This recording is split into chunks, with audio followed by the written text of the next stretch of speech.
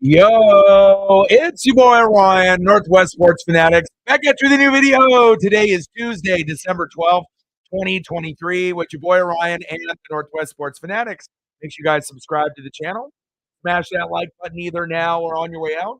Donate to your boy if you can. Cash App $sign ORION NWSF or the YouTube Super Chat right here. We got NHL action this Tuesday night. The Florida Panthers versus the Seattle Kraken. Defend the deep, release the Kraken. We're on a big skid, and I want to be able to get off this losing streak.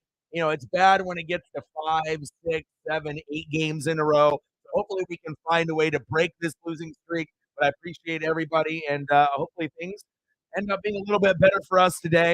You know, being a Pacific Northwest sports fan, it's not always easy. A lot of times you'll have heartbreak over and over again. You know, Blazers, Kraken, Mariners, Seahawks, Ducks, Beavers, Cougars, Huskies, whatever the case may be. But I'm here, I'm ready, and I hope everyone is having a fantastic day. Bucks, Rays, Bolts in the building. What's good? Padilla in the building with a $1 dono. Hey, and it doesn't matter if it's $1 or if it ends up being $1,300 or anywhere in between to get this started, to get the stream started off on a positive note and a positive vibe. Much love, and I appreciate you very, very much. $1, holla, 99 to go to hit the initial goal. Bang, bang, bang. Boom, boom, boom. Bang, bang. $1, holla. And I appreciate that, man. You know, especially if we can get $1, you know, to any amount before the stream or right at the very beginning, it definitely sets the tone. So I appreciate you. You got dreams. I have dreams. I have goals. You have goals. I appreciate you, brother. One love. Daniel in the building. What's good? Exum. Yeah, I didn't get a chance to watch too much NBA, but I'll be peeping in on some of the NBA action as well as the NHL action tonight. Go, baby. Game time. Panthers, Kraken. I would assume, you know, the Panthers should be favored. Kraken have been on a big losing streak. We got to find a way to get better. And Reinhardt has been playing great for the Panthers this season. You know, they got themselves a squad, and you know, the record may not, you know, show it all the time, but they're doing better than the Kraken at least at this point. Yes, I do have a cash app. I do. I do. I mean, obviously, I have other, you know, forms of, you know, payment, I guess, what you can say for people to be able to show love, like Venmo and whatnot. But I found that most people will do it through Cash App, which is probably the easiest. And then I end up getting more of that amount. And then if you go through the YouTube super chat, obviously they get their cut, you know, about 30, 35%, 40%. And then I don't get that until next month. So whatever's easier for you, but anything that, you know, you would like to show love, regardless if it's 99 cents to whatever, I would appreciate that. So I'm ready. Let's go, baby.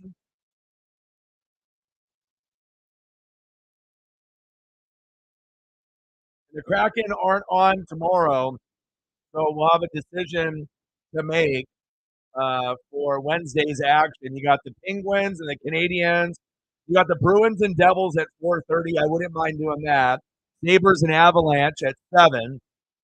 So those are probably the main ones. Those are the ones that are on TNT for the doubleheader tomorrow. And then as far as NBA tomorrow, let's go over at least the NBA tonight. So Celtics beat the Cavs 120 to 113. Mavs beat the Lakers 127 125. Then we got the Warriors and Suns that are going to start here around right now. And then you got the Kings and Clippers at 7:30. Nuggets are up 98-89 on the Bulls. And on the NBA tomorrow, the Blazers are not on. So, I mean, the Lakers and Spurs are on at 5. So I guess I could see LeBron and like Wemby if I decided to go that route. So I'm not really too sure. There's nothing that really, you know, stands out like, oh my God, I have to do it, you know, type of game. So it's looking like Lakers and Spurs tomorrow, or um, Lakers and Spurs tomorrow, Bruins, Devils, or Sabres, Avalanche. So maybe I'll do a poll tomorrow, and either that or I'll just do reaction videos. for the action this week for some of the other matchups that I didn't do. So maybe do a little bit of reaction videos and then maybe for the NFL and then do one of those games or maybe just not do a live stream tomorrow. But I mean, I like to stay busy and I like to grind and I like to be able to keep things going. And I haven't done the Avalanche at all this year yet. So I kind of am intrigued there. I've already done the Spurs. I obviously did with Chet and with Wemby. So I did that matchup earlier, about a week, 2 weeks ago, a week and a half ago. So I was able to see, the Thunder and the Spurs. I've done that. I'll try to squeeze in a few NBA games, but I honestly enjoy the NHL a little bit better than the NBA until we get to the playoffs. Unless the matchup is like incredible, like Hall of Fame, or just some kind of storyline and whatnot. But the Bruins matchup kind of intrigues me a little bit too with the Devils. Like if Odin's son can come in and watch it with us, he's a big Devil fan. Judah is a big Bruins fan, so we might do the Bruins and the Devils. So I'm kind of probably leaning towards that first, and then if not, then maybe the Sabres and the Avalanche. But the Sabres and Avalanche is on at 7, which would mean that for other people, it would be 9 o'clock in the Midwest and 10 o'clock p.m. start in the East Coast. So for me, at being 7 o'clock, it's okay for me. But for everyone in the Midwest and the East Coast, I mean, you got to stay up a hell of a lot later with me at that point. So I don't know. I'm kind of torn a little bit because I mean, we got fans of the Bruins, we got fans of the Devils, but I don't know if they're going to show up. Maybe I'll message them tomorrow, and if Judah comes in tonight, I'll see if he'll be able to come through, and then we'll do maybe a poll tomorrow, and then we'll find out if we're going to do Bruins, Devils, Sabres, Avalanche, or the Lakers and the Spurs. I'm assuming we'll do NHL. So maybe Avalanche Sabres at 7, TNT, or Bruins Devils TNT 4:30. They'll be nationally broadcasted, and I think I would have fun even being a Kraken fan with either matchup because when I know that someone loves something, then I'll get a little bit more attached to that particular matchup. But if Judah and Odin's son can't make it, then I'm going to do the Avalanche because we don't necessarily have any like super fans of the Avalanche, to my knowledge, on the channel, unless they're kind of keeping it hush hush and they just kind of watch them, but they're not like a big fan. I used to watch Patrick Waugh when I was younger. Used to use him at goalie when I was playing the NHL games. I've been playing NHL games since Sega in '94, and then obviously PlayStation 1, PlayStation 2, and beyond. So we'll see, but it might be a back-to-back day with hockey. So we'll see where it goes. Yeah, it might be, but we have to get off our losing streak at some point. So whatever game that we're not favored and we're underdog, at some point the underdog has got to win. So hopefully we can find a way.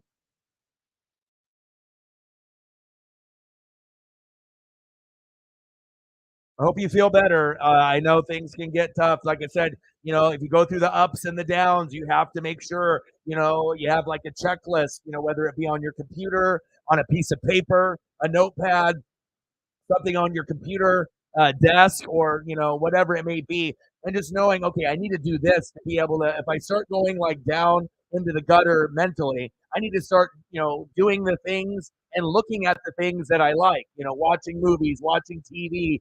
Obviously you got some physical ailments and injuries. So you're not able to necessarily maybe get outside as much. You got to take care of your body and whatnot, but you got to take care of your mind. And hopefully things will get a little bit better for you. And what a better way to get that mental health going for you and for me is if we can actually get the Kraken with the dub. And we tried here, with the Tampa Bay Lightning, and we obviously fell short. But hopefully here with the Florida Panthers, we can find a way to get it done. Let's go, baby. Yeah, that one does sound the most intriguing to me. I haven't seen a whole lot of the Sabres, but I think the Avalanche would be, more people would probably enjoy that. So I'm thinking that too. So I'll do a poll tomorrow, and we'll see what the fans, decide on. And so if you guys are going to be here tomorrow, make sure you vote on the community page on YouTube. But I'm kind of leaning a little bit towards this as my first option. NBA will always be my third option. So I just want to make sure if I'm going to be doing something, I'm going to have fun with it. So 8 p.m. in Idaho, that won't be too bad for you. 10 o'clock for you. Yeah. So you guys aren't too bad.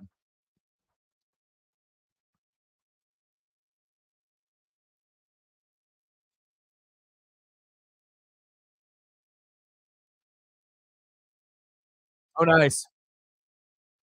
All right, Florida Panthers, Seattle Kraken, Climate Pledge Arena. Let's go, Kraken. Defend the deep, release the Kraken. We've regressed and have been much shittier than last year. So many problems with, goaltending, the power play, staying aggressive, even simple fundamentals like passing. We haven't been very good, and now we're going against Sergei Bobrovsky, and we already seen how great he was last season. 20 games so far, 13-6 13-6-1 record, 2.42 GAA, save percentage of 913, and he's got two shutouts. And we need something like that for us, whether it be Joey Decord, who's going to be in the net, 15 games, 3-5-6 record, 2.92 GAA, save percentage of 896, zero shutout.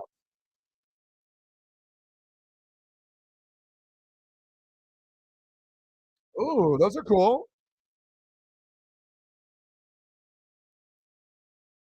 All right, here we go. Well, that's neat.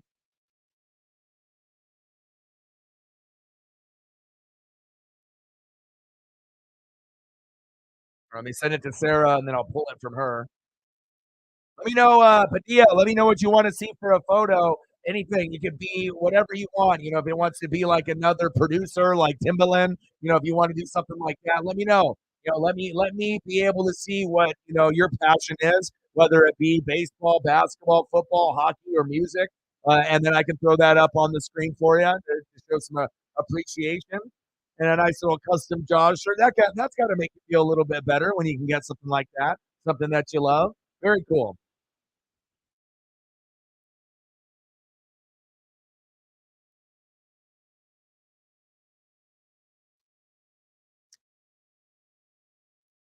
And it's crazy too because it feels like almost every home matchup for the Kraken, since we've been on this losing streak, it feels like we're on the road. There is no home ice advantage whatsoever. The crowd is typically very quiet. They don't really get going until like the second or third period. But, I mean, I can't blame them. I mean, we don't really give them a whole lot to cheer for. And then when we do, in the third period, if we have the lead and then the energy was there, then all of a sudden we go flat, the momentum, the Uncle Mo goes to the opposing team, and then all of a sudden we have a 4-1 lead, 4-2 lead, 3-1 lead, 2-1 lead, 2-0 lead. They catch up, and then eventually we lose in overtime or in regulation, whether it be penalty shots or not. And it's just I'm getting sick and tired of it. I know that Megan is as well, and we're just looking to get a dub. So hopefully by doing this matchup and doing many, many Kraken matchups, we can get off the schneid, and hopefully Joey Decord can have a good game. 99 to go.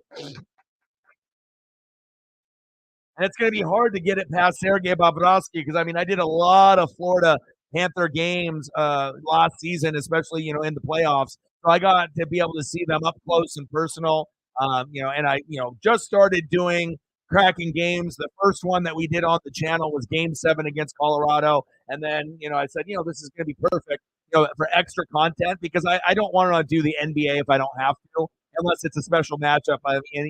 There's going to be times where we're going to have to. There's not going to be any NFL, college football, NASCAR.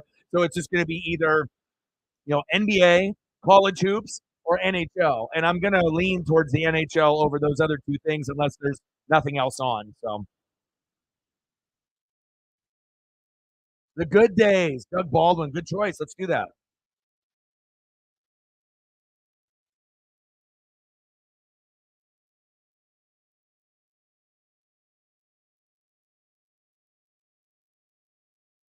I don't think we've had a Doug Baldwin on the screen in months. So great choice, man.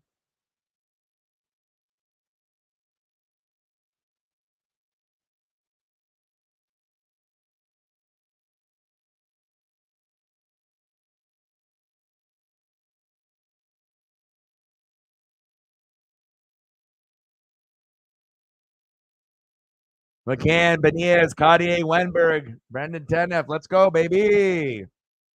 There he is. The OG, triple OG. I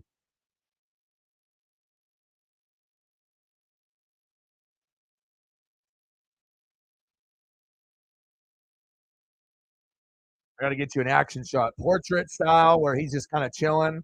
And then I got to give you one an action shot. Here we go. Still knotted up at 0, 17, less than 17 minutes in the period. Oh, baby. A little HD 4K action. Oh, Dougie Fresh. Looking good.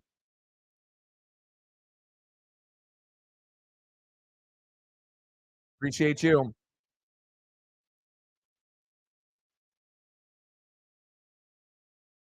Megan with a 20. Yeah.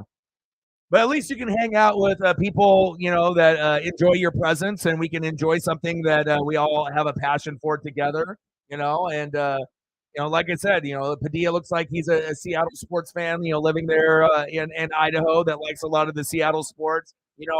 Even though that the Seahawks aren't my team, it's not like I don't know anything about them. I read about them all day, every day. I mean, when you live in Oregon and you live in Washington, we don't have a team of our own here in Oregon. So, I mean, I spend a lot of time, keeping up on what's going on in Seattle sports, whether it be with the Kraken, whether it be with the Mariners or the Seahawks, or any, the Sounders, and with soccer. It don't matter what it is. If it's in Oregon and Washington, I'm going to pay attention. And I'm sorry that you're not feeling well, but we do appreciate your presence here. And you saved us. And you've been definitely a very, very big presence on the channel. Without you, we'd be lost. And we do really appreciate you very much. Bang, bang, bang, boom, boom, boom. Bang, bang, $20 holla. $21. 79 to go to hit the goal. Appreciate you. Let me know what you want to do for photos. Whatever Kraken or Seahawk photos you want, you let me know, and I got you. I mean, and then also, like I said, if Seattle had more defensive players, that were like elite, or that like, that a linebacker Hall of Famer, or, some guys on the D line, or secondary members, back in like the 80s and 90s, if that were the case, I probably would be Seattle everything instead of just the Mariners and the Kraken. But again, my personality is more, defense. And then I had, my friend Jake, who had his dad who worked on the hot rods and like the Novas, and he was the one that had the Hot Wheel collection. He was the one that had more of the starting lineups and more sports cards that were worth more than me. And it just so happened that he was a 49er fan and a Giant fan, back with, Kevin Mitchell and Matt Williams and Will Clark and Jerry Rice and Joe Montana. And his passion and enthusiasm for Jerry Rice and Joe Montana kind of rubbed off on me. And that's what kind of made me, be kind of a Niner kid like him, with partially with the Niners and his influence. But I never could really claim them as my team. And that's why I never did. Just, by the time I was ready to claim a team when I was around 12 or 13, in 94 when they won that Super Bowl with Steve Young, I had a feeling that they weren't really going to ever win again, or it wasn't going to be for a long time. And I didn't want to hop on a bandwagon with a team that just won 5 Super Bowls. I guess my hunch was right, because they haven't won since then. And I wanted to make sure I kind of was a fan of something and saw it kind of build in front of my very eyes, not just inherit greatness of 5 Lombardis and then hope that they win one as I get older. Because if I guess I would have been a hardcore Niner fan, I would have had nothing really to cheer for or get excited besides when I was 12. I'm 41 now. So, picking the Tampa Bay Buccaneers, and 1 year later in 95, John Lynch, Warren Sapp, Derek Brooks, Rondé Barber, Mike Allstott, those are my guys. So it worked out perfect. But I still like to pay attention to what the Niners and Hawks are doing, even though that those would have probably been, the second and third choice. If I was going to choose someone, it probably would have went, Niners after this, after the Tampa Niners, and then probably Seattle, just to keep the Seattle trifecta intact with the Kraken and the Mariners. So, but let me know what you want, and I got you, and I appreciate you. Supersonics, yes, I always love that rivalry with the I-5 rivalry as well.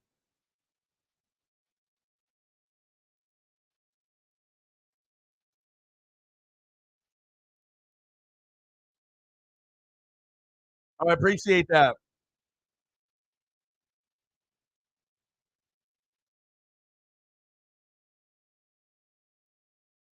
Bucks, Rays, Bolts with a $2 holla. Thank you so much, man.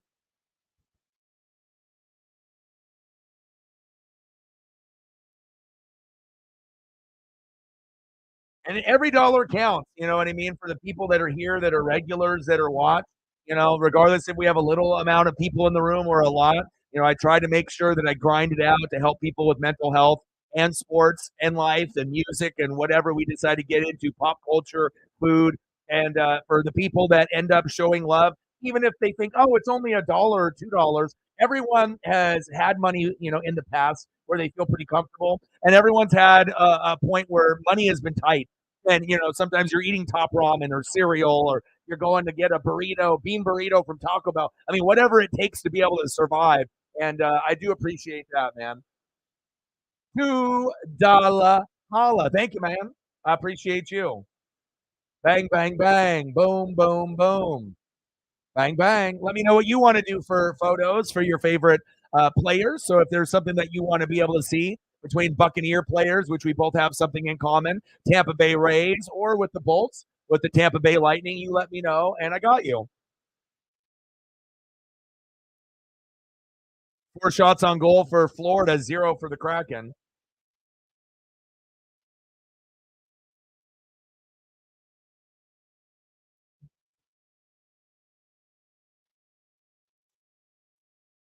Appreciate you, man, very much.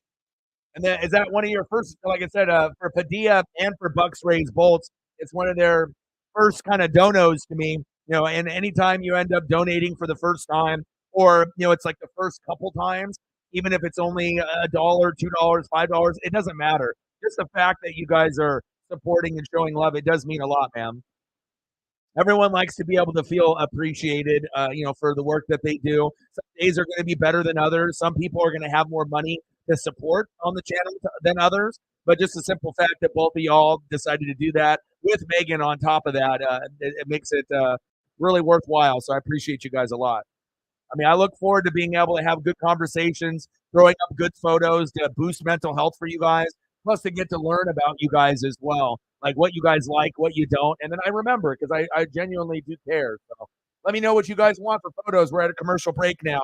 So for the 3 people, Padilla, I got you some of Doug Baldwin, Megan. You let me know if you just want the regulars. And then Bucks, Rays, Bolt.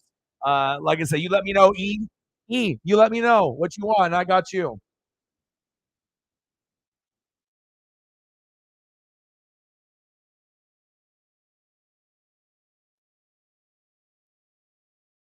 See if I can squeeze in another Doug Baldwin in here for you.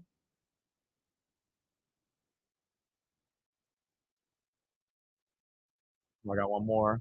Good choice with the Doug Baldwin though. Like I said, I always liked Doug, and a lot of times, he was a very very elite route runner in his day. As far as like a lower name receiver that doesn't get enough love, kind of like a DJ Moore, doesn't get the love but always can dominate, or like a Tyler Lockett.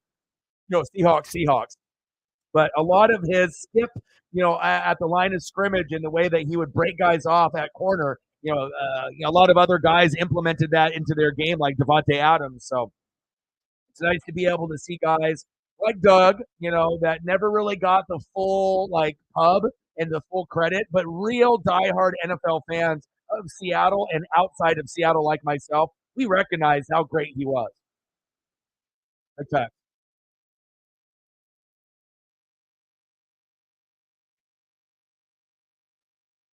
A Train and Derek Brooks. Good choice, dude. Like my favorite.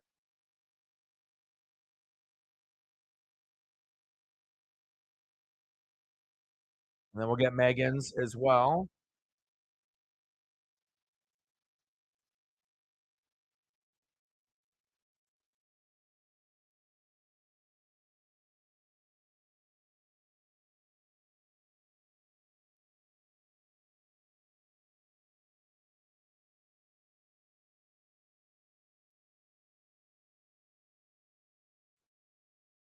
Let me get some photos up here.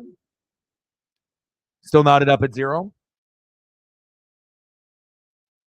A Train, baby.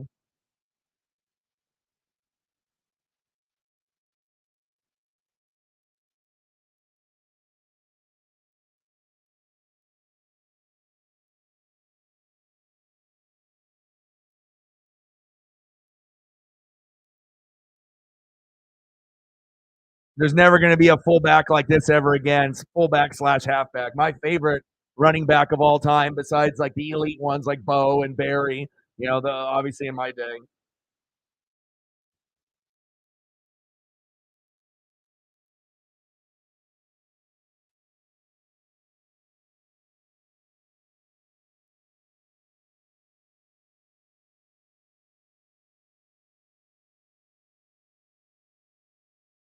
Like my favorite offensive player on Tampa of all time, Mike Allstott, and my favorite defensive player of all time. You got good taste like me, brother. I mean, you're never going to replicate guys like that. Warren Sapp, Rondé Barber, John Lynch, Derek Brooks, Brooks, Sapp, Lynch, Simeon Rice, John Lynch and Rondé Barber, all those guys. And then on top of that with Mike Allstott, pretty special. Appreciate you, bro. And then let me know what you want to do for your regulars, Megan. Dredja and the usuals. Okay, I got you.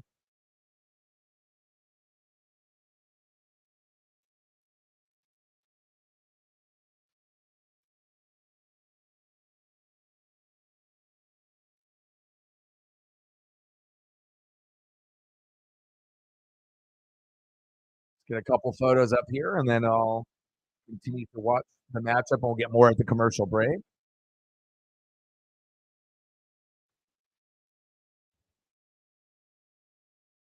Come on, Kraken.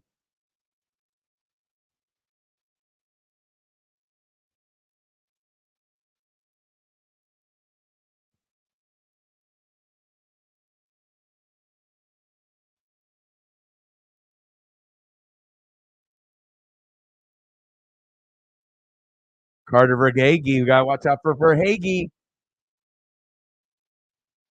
Dredja.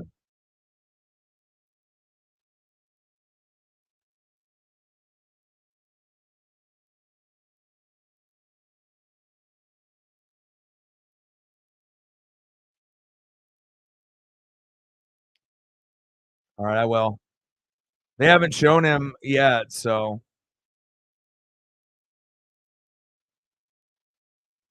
still scoreless, very flat for the Kraken. One shot on goal with 9 or 10 minutes. It's like ridiculous. It's like, do we even want to play? I get it. We're on this like big losing streak, and anytime you lose 5, 6, 7, 8, 9, 10 in a row, you never feel like you're going to get out of the hole. Like you're just continuously getting knocked down, like by Mike Tyson, over and over and over again. And I'm like, it's like you're playing Mike Tyson Punch Out with Mac, and all you want to do is just get a knockout, get just win something, and we just got to be able to get out of this funk, man. It's crazy.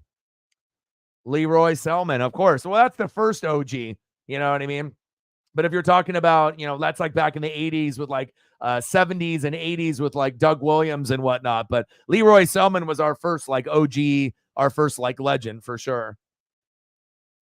Our first Hall of Famer, and then obviously Doug Williams doing the Doug Williams thing before he ended up going to the Redskins and winning the Super Bowl, but he was pretty damn good for us. I got a Doug Williams throwback just for him, so. Come on, Kraken.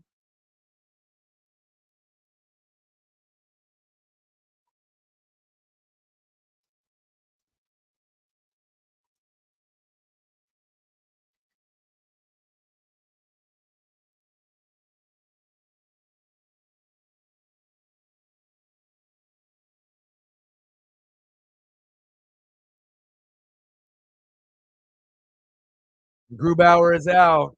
So Joey DeCod. And then we got Dredja, the backup. And then they had another guy they brought up from Coachella that I saw as well. So obviously, we'll see how long the Gru injury is, if it's for 1 week or 2 weeks, and they evaluate after 1 week. But yeah, nothing has really, really gone our way this year for the Seattle Kraken. But it's not like me and Megan or any other Kraken fans giving up. We're still going to be rooting and we're still going to be watching. The last Blockbuster store is in Bend, Oregon, and so I even have an old Blockbuster card still here too as well. Blockbuster is a very big thing here in Oregon, and Bend, Oregon is Eastern Oregon. Usually, you get a lot of people when they retire, they move to that community. It's like kind of a more rich community. Lots of rivers and mountain climbing and rafting and shit like that. Usually you go there in the summer, but it's about 3.5 hours away from me. So I'm closer to the Pacific Ocean. Like I'm not on the Pacific Ocean, but I'm like, a couple hours away, and then that is more, like you're going east. It's like Eastern Oregon, closer to like middle of Oregon, like you're getting like going to Idaho, like going closer to Padilla rather than me. So game to game, huh?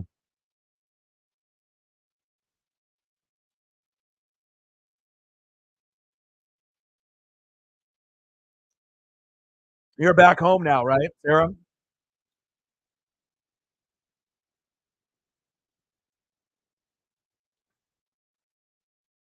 I mean, for a lot of people in Oregon, I have a buddy that I went to high school with that lives there. Not a lot of people. I mean, like I said, yeah, you might have like a relative that lives there. Like as far as if you live in Oregon, but I was lucky enough to actually have a couple friends that moved down there right out of high school, and they still live there. Like they moved there and they stayed there. So yeah, I've been there. It's a really cool place. Like if it didn't cost so much money, like yeah, that would be an amazing place to live.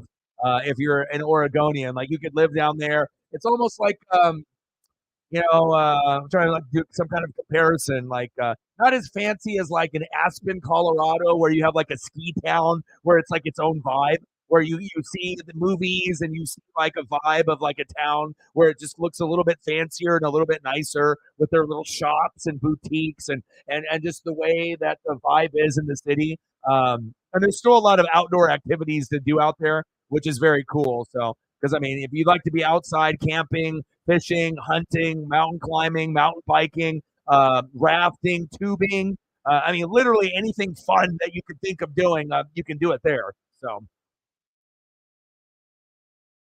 Florida State not making the top four, where their quarterback got hurt a couple weeks, before the season ended, and even though that they were undefeated, they were going to get absolutely destroyed if you're going to be playing Michigan, and I don't think anyone wanted to see it. And when it comes down to whether the committee wants to admit it or not, it comes down to money and ratings. And if you're going to have a playoff with 100 different teams, 100 to 120 Division One, and only four make it until we go into this extended playoff with like 12 teams. You don't want to have a bullshit booty matchup that half of America doesn't care about, because that's essentially what would have happened. Were people going to watch Michigan and Florida State? They would have watched it, but Michigan would have won by like 20 or 30 points probably. Like no one wants to watch 54 to 14 when you're in the final four. That's embarrassing, right? And then you got Texas and Washington, which is fair because you could feel it could go either way. And then you got Alabama and Michigan, which you could feel it could go either way. If Alabama, obviously didn't beat Georgia, they wouldn't be in there either. So Alabama, with their reputation and Nick Saban, they draw money, they draw ratings. They actually can beat Michigan because hell, they just beat Georgia, right? So there's a chance. And Washington, as an underdog for Pac-12, actually can beat Quinn Ewers and Texas. Now, will they? I don't know if Alabama and Washington can both win against the two favored teams, Texas and Michigan, but it's possible. And it's probably the closest that I think I've seen four teams in a college football playoff in the last 5-6 years. So it feels pretty fair. And if Florida State was in there, were they deserving? Yes, but they would have got absolutely obliterated by any of those other four teams. So it's about money, ratings. So FSU was not going to, bro, they had a backup quarterback. The backup quarterback, Michigan, with McCarthy, Blake Corum, that offensive line, that defense, there's no way in hell. There's no way in hell. Florida State would have, I mean, you look at the way that they were playing late also, it's like even with, Jordan Travis and then without him, like you're not going to be able to compete. The ACC didn't play anybody this year. The Pac-12, the Big Ten, even that one Big 12 team with Texas and the SEC. This isn't like a Jameis Winston Florida State team that could have won, and not they weren't like that.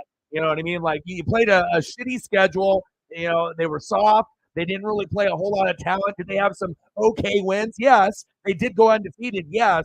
But if you don't have your, it's like if you took out Michael Penix Jr. or Bo Nix, or if you took out the starting quarterbacks for any of the teams, besides maybe Texas with Quinn Ewers and then insert Arch Manning. But most of the time, if you have to go to your backup, you're getting fucking crushed.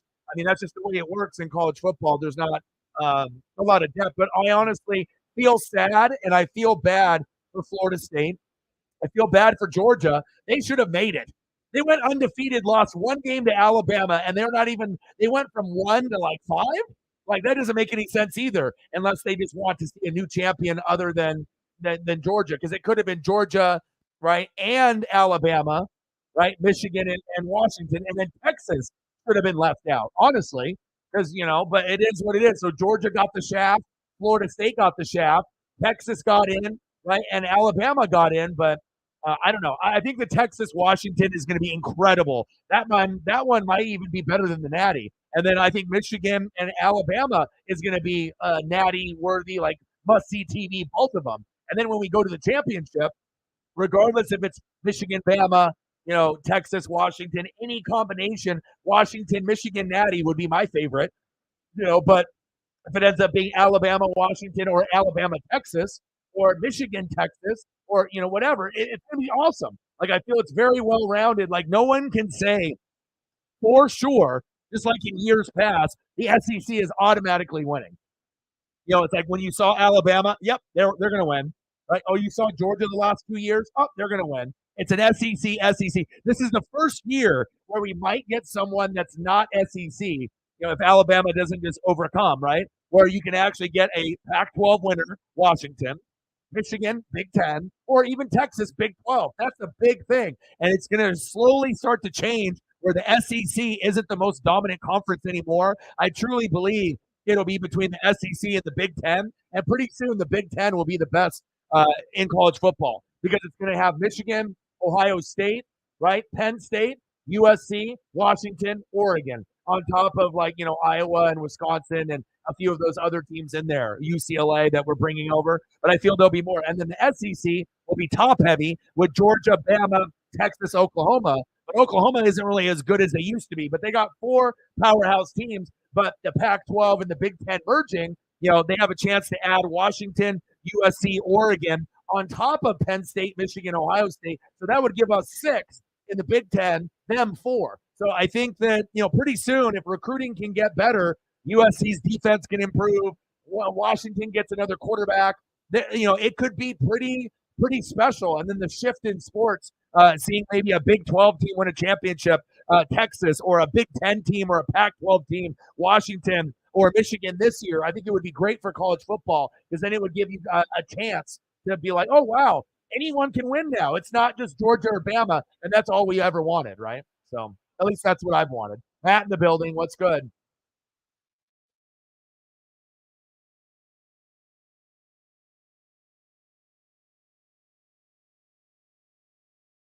Yeah, but it's also, I don't know necessarily think that they hate Florida, but you have to understand, if you live there and you're a fan there, it has to be worthy. And if you're in a shitty conference and you're beating up a bunch of shitty teams and you're undefeated, like if you put Florida State in the Pac-12 this year, how good do you really think they would have done? They would have got their ass kicked. Okay, there's so much parity in that division. If you would have put Florida State in the Big Ten, how many wins do you really get? You're not undefeated. You ain't beating Michigan and Ohio State, right? If Florida State was in the Big 12, how would they have done?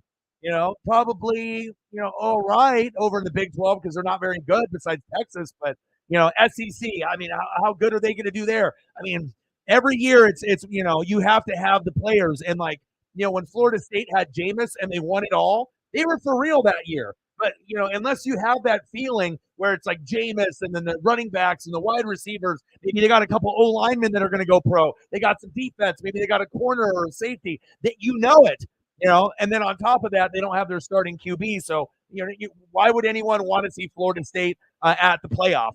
So it shows you it's not ever going to be fair.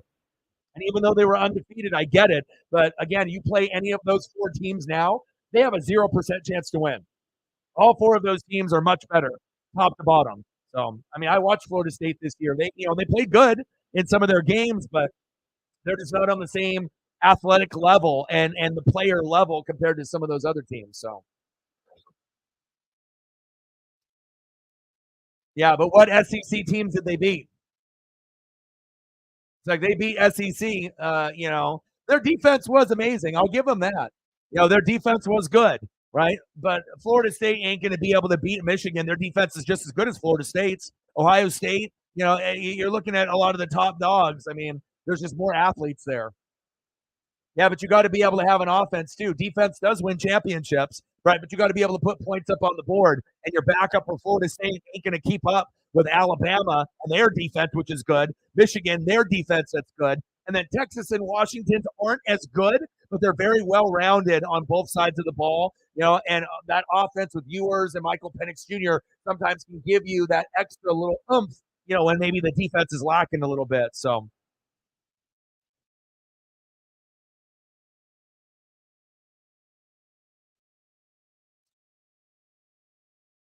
I mean, you can be a team from like a smaller conference, but most of the time you're going to get crushed. Cincinnati, TCU, like it's always cool to have these like Cinderella stories, but usually that Cinderella story fucking ends when they play a team, in that top three that has just as good of a record as them, or maybe even worse, and and then you go from there. So. I mean, ultimately, it all depends on who you have on the schedule. I mean, hell, Oregon, could have went undefeated if we were playing fucking Georgia State and Idaho State and Portland State. I mean, if we had a bunch of shitty people on our schedule, yeah, Appalachian State, yeah, we could be undefeated too. You know what I mean? But you got to ultimately play some people that are actually somewhat good. And those wins matter. You got to be able to play. I mean, it's obviously who they decide to schedule, but I mean, sometimes when you get these smaller teams, and I don't necessarily think Florida State's a small team compared to some of the others, but they would have gotten crushed, man. No one wants to watch Michigan play Florida State. Even diehard college football fans like myself would have been not really as interested. I mean, it would have been okay for like the first half, and then all of a sudden, what, Michigan wins by 20, 30? Like, no one wants to see that in the playoff. You want to actually believe that both teams, you don't know what's going to happen.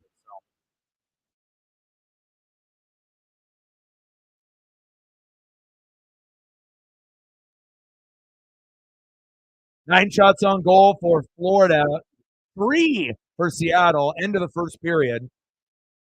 We still got about 30 seconds of footage here to be able to do a little replay here. And then we'll go into some photos. Nobody wanted to see Florida State. I mean, like I said, if there's a team that has a gripe, it's fucking Georgia. Georgia is more deserving of Florida State. Like, what do you think would happen? Florida State's going to play Georgia with a backup quarterback and they're going to win? Fuck no. Georgia still is one of the top 4 teams. They are the ones that got ripped off. You don't go undefeated, win 2 championships in a row, lose 1 game to your rival Alabama, and then all of a sudden you're not ranked 2, 3, 4. I mean, that doesn't make any sense. But they want to give Texas, Washington, and Alabama a chance where you have like 1 team from each conference. They're setting it up that way for the future, where it's not 2 teams from the SEC every year, which I kind of like. But, Georgia did get ripped off. To me, they got more ripped off than Florida State because let's be honest, Georgia lost to Alabama. But if they played again, who would win? And if Georgia ended up playing Michigan, you're telling me that Georgia couldn't beat Michigan? Of course they could. You know what I mean? If Georgia couldn't beat Washington, Georgia couldn't beat Texas? Of course they could. Would they have won a three-peat? Probably not. But they might have been able to win that first game and then lose in the championship. That's my opinion watching Georgia this year. So they weren't as good as the last 2 years based off NFL talent, but they didn't deserve to go from lose 1 game all year to the rival Alabama, and they don't drop to the lowest they should have dropped was 4. So Texas, with Quinn Ewers, and also you got to think it's about money, right? And it's about ratings, right? And if you can put in quarterbacks, right, they are going to make a lot of money, and they're going to be in the NFL. Michael Penix Jr., Quinn Ewers, that's what we want to see. J.J. McCarthy, how good of a quarterback is he going to be in the NFL? We don't really know. He might be like a poor man's Joe Flacco. Like, poor man's Ben Roethlisberger. I don't really know what you're going to get out of him. You know what I mean? Like, he feels more like, to me, like a backup. Right. And then on Alabama, you got Milroe, who's essentially a Justin Fields, a guy that can run but can't throw. But every once in a while, we'll get 1 or 2 touchdown passes and then a game, maybe a rushing touchdown on the ground. But sometimes starts off really slow, 0 for 4, 0 for 7, and then picks it up. But Milroe, isn't really that special. So if we're putting Texas in, and then Georgia's quarterback isn't very good either. So to put Texas in over Georgia, they're almost like showcasing Quinn Ewers. So that way, that if you're not familiar with Arch Manning or Quinn Ewers, this gives you an opportunity to be like, you're sick of Georgia, but here's Texas. All right, with Matthew McConaughey. All right, all right, all right. And they're starting to recruit better. So then you get to see, oh, this is what Quinn Ewers might be able to do for my favorite NFL team. And then you get that with Michael Penix Jr. Both of those guys could succeed. So, instead of having 3 quarterbacks that might be ass, now we got 2 that are in the college football playoff that actually may pan out, and they might be actually the 2 favorites to pan out of all the quarterbacks over Caleb Williams, over Bo Nix, over McCarthy, over all the other guys. I would say Michael Penix Jr. and Quinn Ewers probably have just as good of a shot as any quarterback in this draft to pan out. Michael Penix Jr., the only thing that's holding him back is his body. Quinn Ewers, he looks like the real deal Holyfield. Like, you could put him on a team and he can help you win. But it all depends on scheme and coaching and all that. So we'll see. But again, Florida State got ripped off 100%. Georgia got ripped off, but it does give us an opportunity to see Alabama, Michigan, which is a better matchup.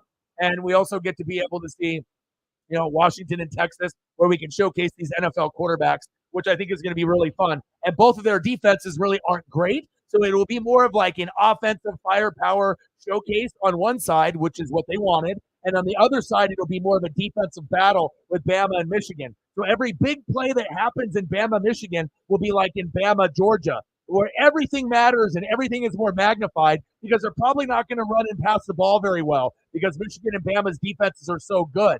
So you're really going to have to earn it. And then on Washington, Texas, it might be more of a 30 to 40-point game where, maybe Michigan and Bama ends up being in the low 20s. Maybe something like that. So you get 2 different styles, a game that's kind of run in mud, defense, big plays happen. Ooh, right. And then the other one, defense is not as good, but you get that excitement of maybe getting a 44-41 game at the end. And, sometimes it's good to have both of those styles depending on, I'm a defensive guy, but I don't want to watch a 9-6 game, so I don't think anyone wants to watch something like that or like 3-0 Raiders and the fucking Minnesota Vikings. No one wants to see that either. So,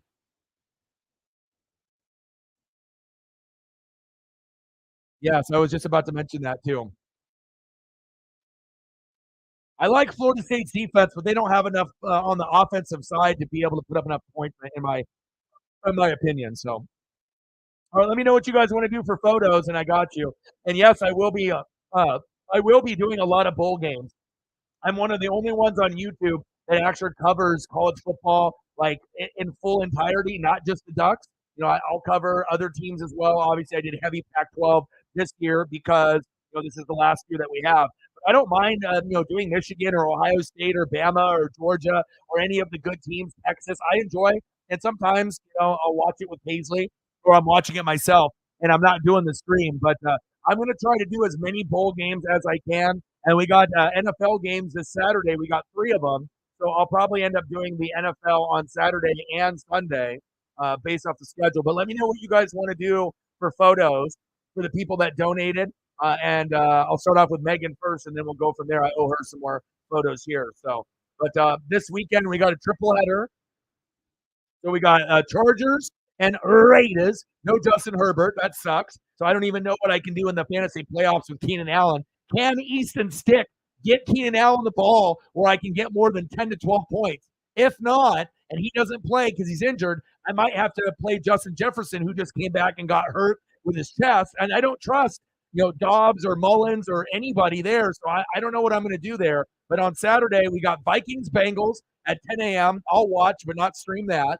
Steelers Colts 1:30 on NFL Network. I'll watch, but I'm not going to stream that. But I will stream Broncos Lions. Broncos and the Bills are hot, hot, hot. You have to watch those 2 AFC teams. They might make the playoffs. And the Lions defense is terrible, but this is a matchup at home where you might be able to get my fantasy guys going in Montgomery, Amon-Ra, and Laporta. Fingers crossed, because I need to fucking win against Chief will Chief. So we'll do on Saturday night, Broncos Lions at 5. Love that. And then we got Jets Dolphins, Texans Titans, Bucks Packers. Go Bucks. Giants Saints, Falcons Panthers, Bears, Browns, Chiefs, Patriots, Niners, Cardinals, Commanders, Rams, Cowboys, Bills. Let's go. That'll be fun. And then Ravens, Jags, which will be fun as well. And that's on Sunday night. And then Eagles, Seahawks on Monday. So pretty good. Eagles, Seahawks on Monday. Ravens, Jags Sunday night. Early in the afternoon, Cowboys, Bills. Yes, please. And then we get Broncos, Lions on Saturday night. And then we get college bowl games, obviously starting as early as this Saturday. Georgia Southern in Ohio, Howard in Florida, Howard versus Florida A&M. I mean, Jesus Christ. And then you got J State in Louisiana, Miami of Ohio, Appalachian State, New Mexico State, Fresno State, UCLA, Boise State. I would do that one. And then California, Texas Tech. But UCLA, Boise State is the best matchup. So I guess we would have to decide, what do we want to do more? UCLA, Boise State, or do we want to do the Broncos and the Lions? And with fantasy football implications and everything, I'm probably going to end up doing the Broncos and the Lions.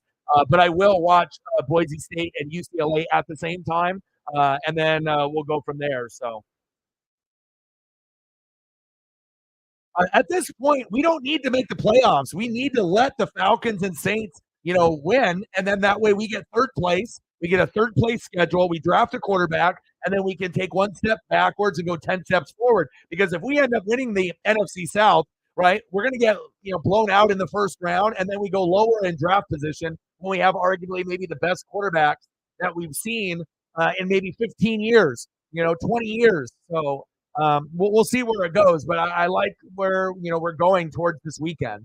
Obviously Chargers Raiders would be better if Herbert was playing, but it is what it is. So, but we will see. I mean, can the Bucks beat the Packers? Yeah. I mean, if the Giants can beat the Packers, anybody can. But we haven't been playing well. You know what I mean? The defense hasn't been good. Devin White and a lot of the other guys are hurt. I love Antoine Winfield Jr. He doesn't get enough love, but our defense hasn't really been that great game in and game out. Baker is very inconsistent. He didn't get Mike Evans the ball enough. So we beat the Falcons, and the bottom line is the Falcons, Saints, and Bucks are all fucking terrible. The Panthers are the worst team in the NFL.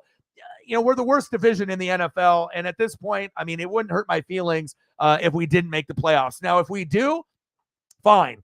But if we make the playoffs with an 8-9 record or 9-8 record, it's kind of embarrassing. I would rather go 7-10, something like that. That way we can get the third place schedule, let them battle it out for the NFC South crown for this year, and then let us get our franchise quarterback, Michael Penix Jr., or like a Quinn Ewers or something like that, or a Jaden Daniels. It works out, right? And then, boom, we got someone that can, battle with Kyle Trask and Baker, and then eventually, if you want to be, starting Baker for like the first month, he fucks up, goes 1-3 or 2-2. Insert Jaden Daniels, insert Bo Nix, insert Michael Penix Jr., insert Quinn Ewers, and then boom shakalaka. Even if we're losing games, we'll be more excited because we actually got a franchise QB for once in the franchise history. We've never had one. Vinny Testaverde, Josh Freeman, Chris Sims. These aren't franchise guys. Vinny was all right for us. But yeah, Jeff Garcia late in his career, Brad Johnson, bringing guys over in free agency, but we've never really truly had a franchise QB. We brought Brady over, but I want to draft a guy and have a guy for, I want to have my Drew Brees. I want to have I want to have a guy that, a Peyton Manning. I want to draft a guy and have him there for like 10 years. So that way we don't have to worry about any quarterback talk ever again. That's what I want. So we'll see how it goes. All right, let me do some more pictures for Megan here.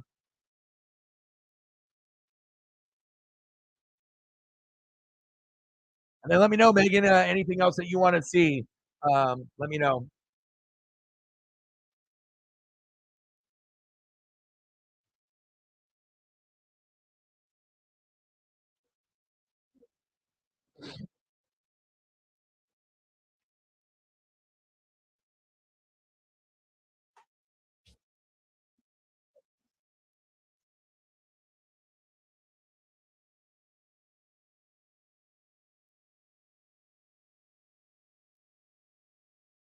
Nobody knows. That's why the NFL is the best, because literally this week, was like a week that we had a few weeks ago where all the bettors lost all their money. Literally every team that was supposed to win this weekend lost.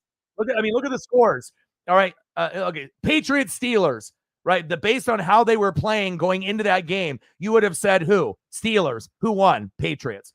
Bucks Falcons. Based on how you saw the way that the games were going, who was going to win that? Falcons. Who won? Bucks. Bengals Colts. You thought, oh, Colts were playing pretty good. They're going to win. They don't even have Joe Burrow. And what happens? Bengals win over the Colts. Jags Browns. Who's going to win? Trevor Lawrence is playing. Oh, they're going to win. They're going to beat the Browns. They don't even have Deshaun Watson. Who won? The Browns, right? Texans Jets. Oh, CJ Stroud, Zach Wilson. Definitely Texans. Who won? The Jets by 24. Go figure. Ravens Rams. You would assume the Ravens won. That was the only game where you assumed the Ravens were going to win, and they did. It took them to overtime to beat the Rams by 6. So it's kind of wacky, right? And who's going to win? Lions, Bears. Lions, 100%. And they lost to the Bears by 15. Saints, Panthers. That was a given. Saints over the Panthers because Panthers are bad. Vikings 3, Raiders 0. No one predicted that. Seahawks, Niners. We predicted that the Niners would win that. Bills, Chiefs. I had a hunch the Bills were going to beat the Chiefs.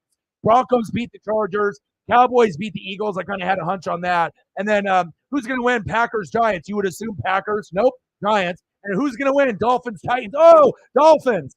And then the Titans win. So sometimes you're going to have a week like that where literally you only get maybe 2 games or 3 that you think are going to win by a long shot, like Saints, Panthers, duh. But what if the Panthers would have won? What if the Ravens would have lost to the Rams? Then it would have been like a full slate. Like the sports gods just wanted everyone to lose and Vegas to win. But like going into that week, almost every team that was supposed to win lost. And that's what makes the NFL betting hard because sometimes you'll end up having 1 or 2 games that are like that. Or like last week, you have literally 90% of the games the underdog or shittier team won. Like go figure. And some of them won on the road, which was even more impressive. So that's kind of how it goes in sports, right?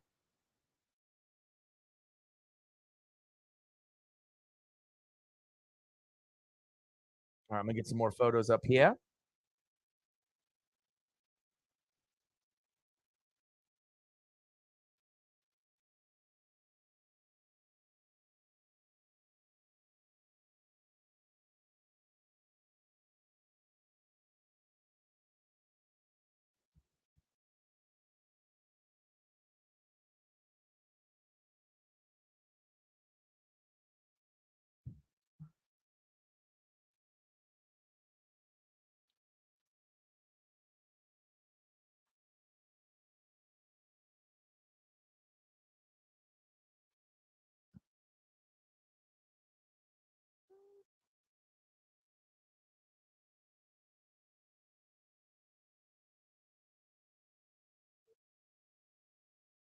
Let's go, baby. Come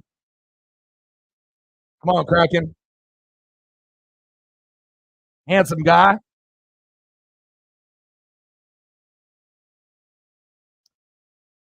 0-0 as we're getting into the second period here.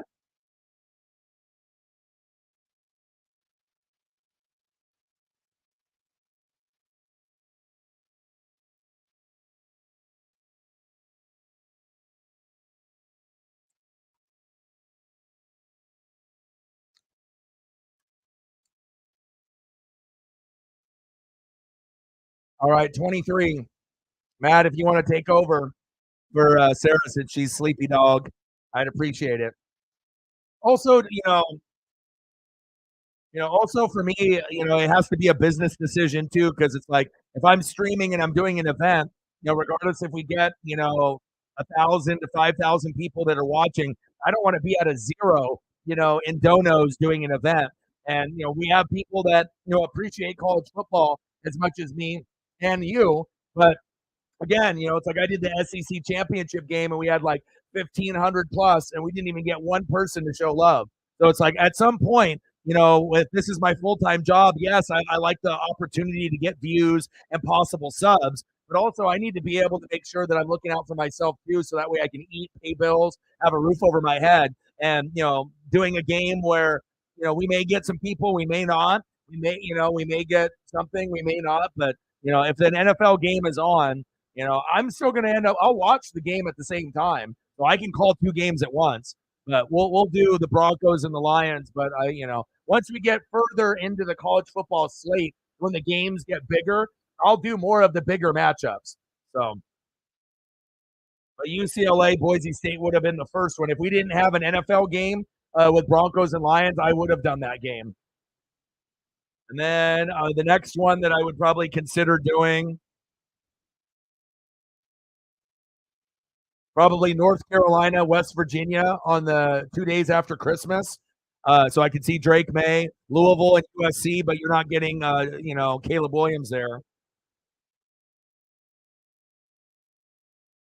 Arizona, Oklahoma for the Alamo Bowl. Oregon State, Notre Dame for the Tiger Sun Bowl. These are the ones that I would probably do. Missouri, Ohio State in the Cotton Bowl. Georgia, Florida State, Capital One Orange Bowl, of course. Oregon, Liberty. Maybe Iowa, Tennessee. Alabama, Michigan, Texas, Washington. So I'm going to try to do, quite a few. So.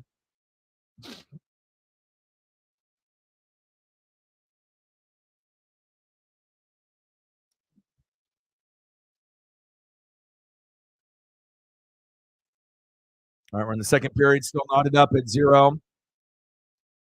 9 shots on goal for Florida, 3 for the Kraken. We're in the second period, 3 shots on goal. I mean, do we even want to play? It's like these guys are getting salary and like they're not even doing anything. What's going on here? So we had 23:77 to go. So if you want to be able to type that in and handle that, Matt, moving forward, if you're going to be here, I'd appreciate it.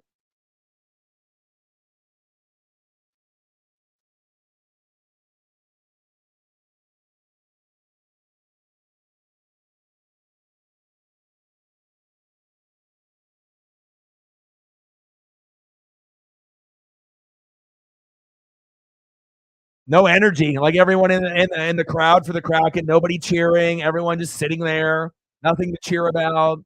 8-9 game losing streak. Like at some point, something good has got to happen for us. It's like depressing. It's like all these people in the crowd and no one has anything to get excited about.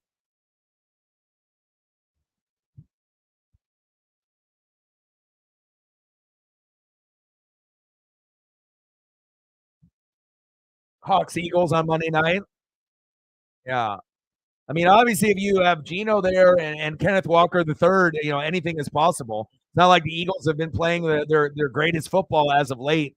So if like Geno plays, Kenneth Walker the third plays, DK, Lockett, JSN are out there, and the defense can, at least do a little bit. You never know. Seattle could upset Philadelphia. It wouldn't be crazy to think that would be impossible. I mean, they've had a very, very hard, rough schedule. With the Cowboys, Niners twice. Now you got the Eagles. It hasn't been pretty. But if you can find a way to win that or keep it close and then win the last 3 games, Seattle still has a chance to get into a wild card with a 9-8 record. It may not be pretty, but I mean, like I said, a very tough stretch. I mean, to play the Niners twice, Dallas and Philadelphia, that's the hardest 4-game stretch that anyone has had all year. I don't think anyone has had a harder stretch than that. So rough, all like in consecutive, weeks, not even like a couple weeks in between. It's like bang, bang, bang, bang, like a month straight of like insane games. That's tough. Shit, I need some NIL deals.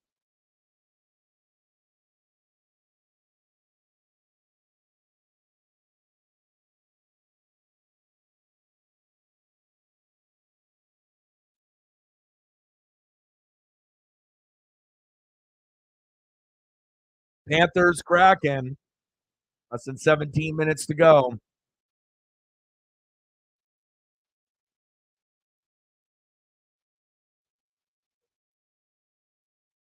I need some, bro.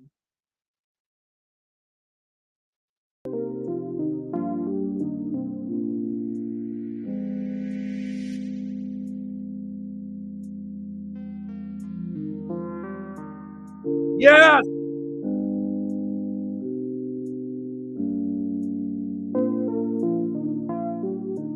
I put on the music and then boom, there we go. Tyler Yamamoto, baby.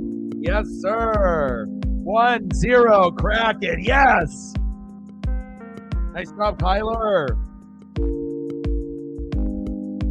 Finally. Yeah, baby. There we go. Nice job, Kyler. 1-0, Kraken. Yes. Finally. I was going to say, I'm going to turn the music on and see if it lightens the vibe, and maybe that'll carry over. And since I haven't had it on for the first hour, and then as soon as I turn it on, bang, we get a goal. Love it. Let's go, baby. If I was going to get an NIL deal, I would want my NIL deal to be sponsored by Monster Energy Drink, Snapple, because I obviously use those pretty much on a daily basis. I would want to have things that mean something to me. Petco. I'd want an NIL deal from Petco because I love dogs and pups and Paisley Pup, PetSmart. If you want to throw them in there also, but it would have to be something like that.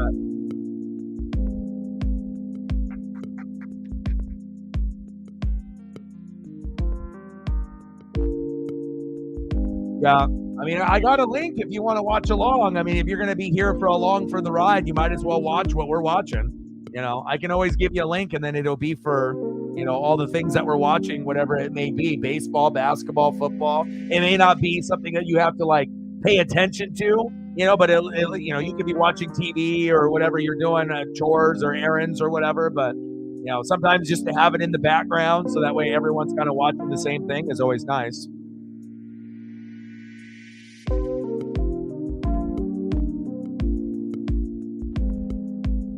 There we go, baby. Let's go.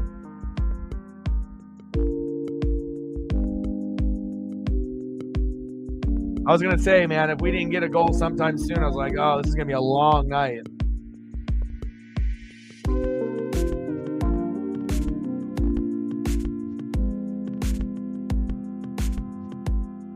Oh, we got a penalty. High sticking.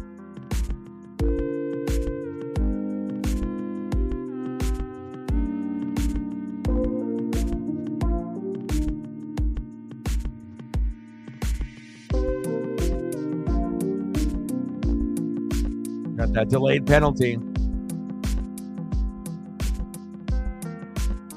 Markov.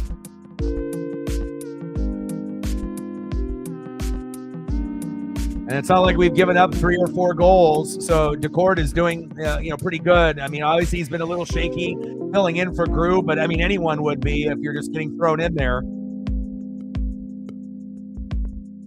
I would like to see Dredger or Decord get a shutout in the next 20 games. Like if we could get at least one person to get a shutout once, so at least we have some kind of faith that our goalkeeping and our goalie can be elite for at least a game in the season, which would be cool. But I mean, NHL players are so talented.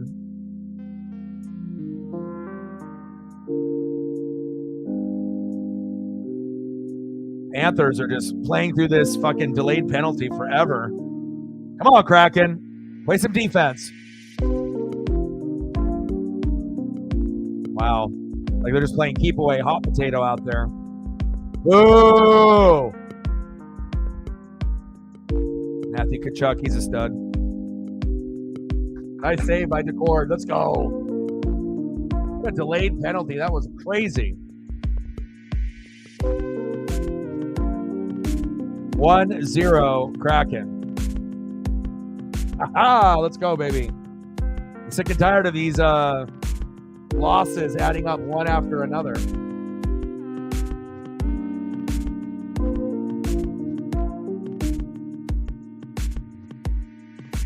On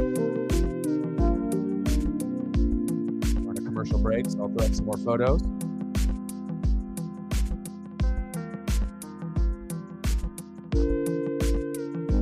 That's what I need, man.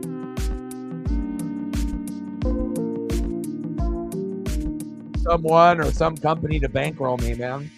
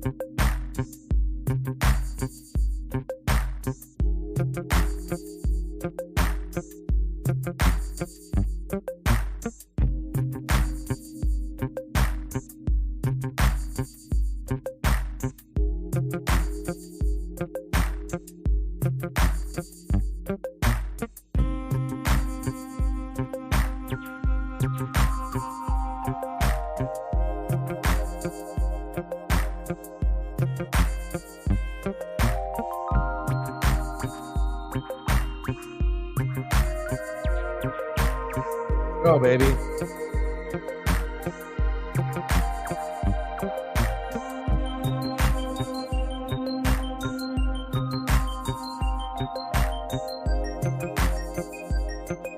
Nike, Adidas, Under Armour, Gatorade.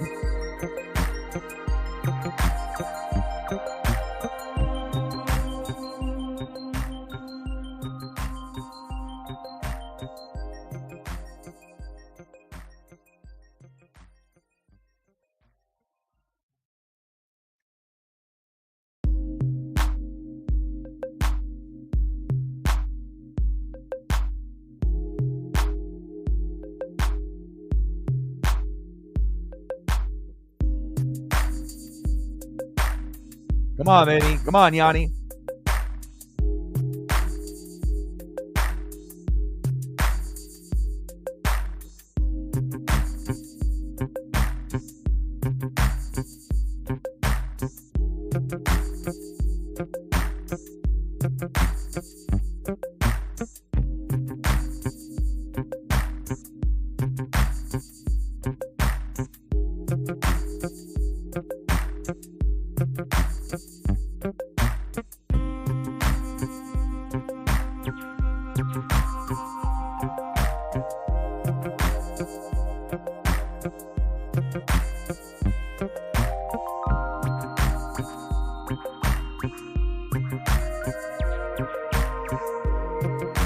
Unlimited supply of Nike Vapor Max for me. That'd be nice. I do a lot of walking. That iPhone.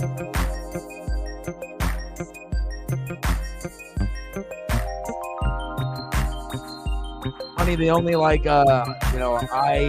iMac or Mac product that I own is just my computer. I don't do the phones. But just for editing and obviously doing the stuff on the channel, it's like the only Apple thing I think I do own.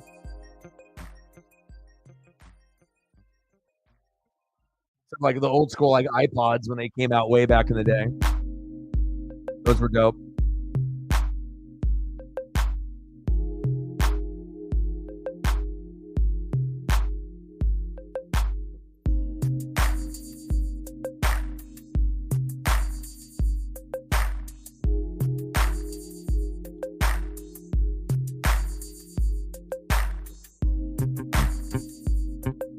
Ooh, fancy.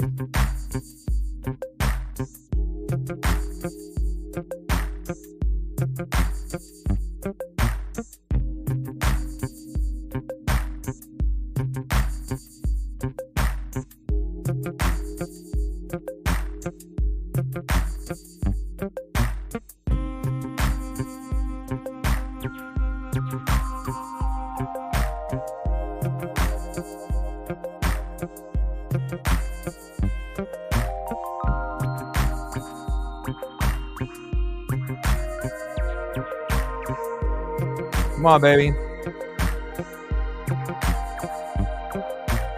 Wow. 10 shots on goal for Florida, only 5 for the Kraken, but at least we got a goal out of one of the 5. Kind of a weird paced matchup, but it does go into our favor. I feel that, I've been saying that every single game during our losing streak, but I feel that, there is a chance with this one.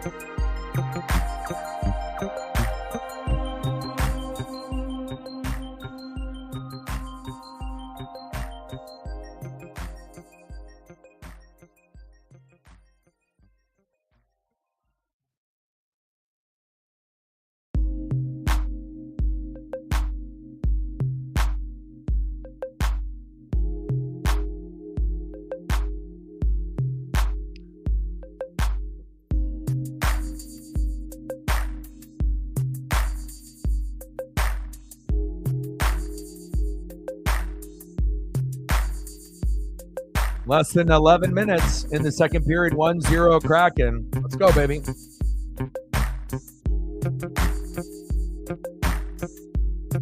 Uh-oh.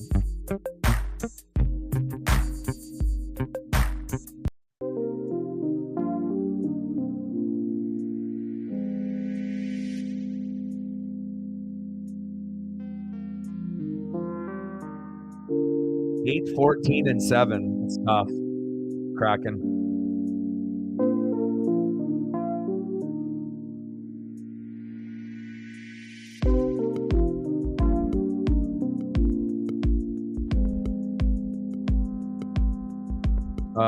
Another penalty on Seattle. Boo! Delayed penalty.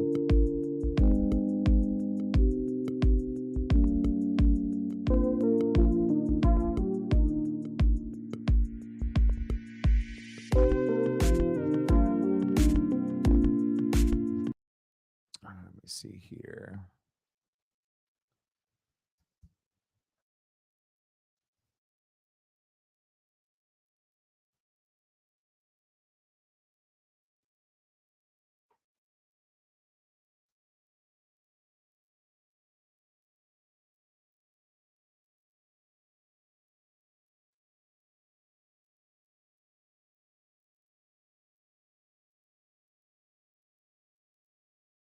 Florida power play. Less than 10 minutes to go. Come on, Kraken.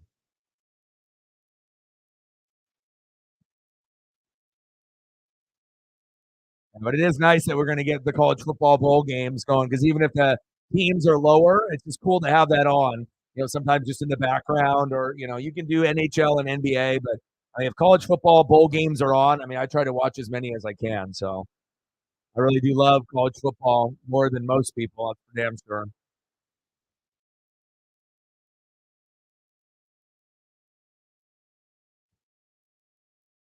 Danev. Ooh, good save. It's hard to get things off Sergei Bobrovsky. You're not going to get too many, and we're just lucky that we got Tyler Yamamoto with that goal. Come on, baby. Keep it going.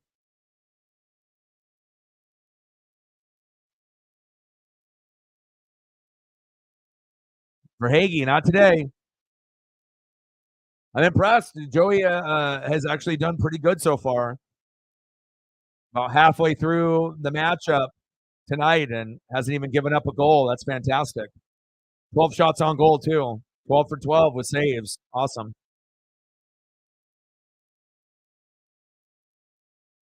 Yeah, I think we're going to win tonight. I think that the losing streak ends tonight.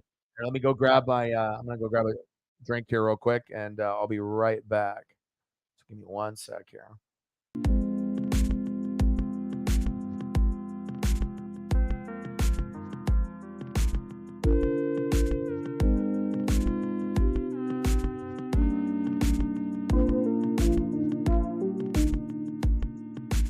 And if there's anything photo-wise you guys want to see, just, type it in the chat. Go right ahead, and, I'll try to throw those in there during the stream or during the commercial break. I got you guys.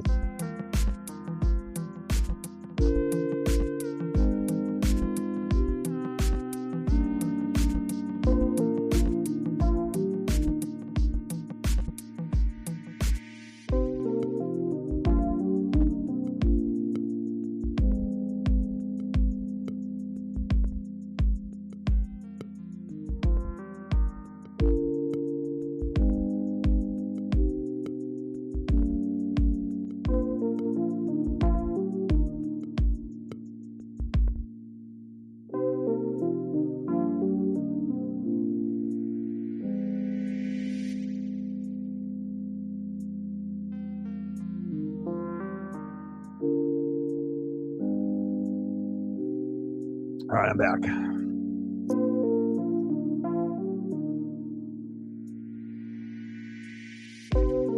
Go Kraken.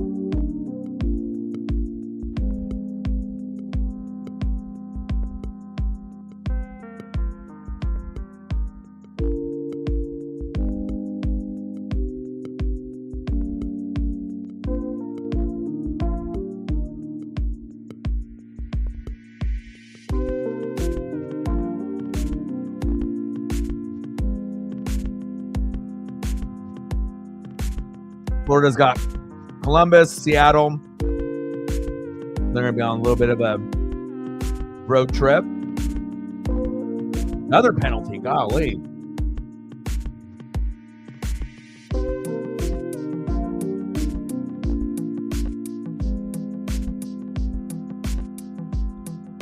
Consistency is key with dreams. You know, you got dreams and you got goals. I mean, you have to be able to, you know, fight through the bad days and the tough days. If you don't do it, someone else will, you know. Like it's definitely a grind and a battle. And sometimes it can be a battle with yourself, you know, every day as well.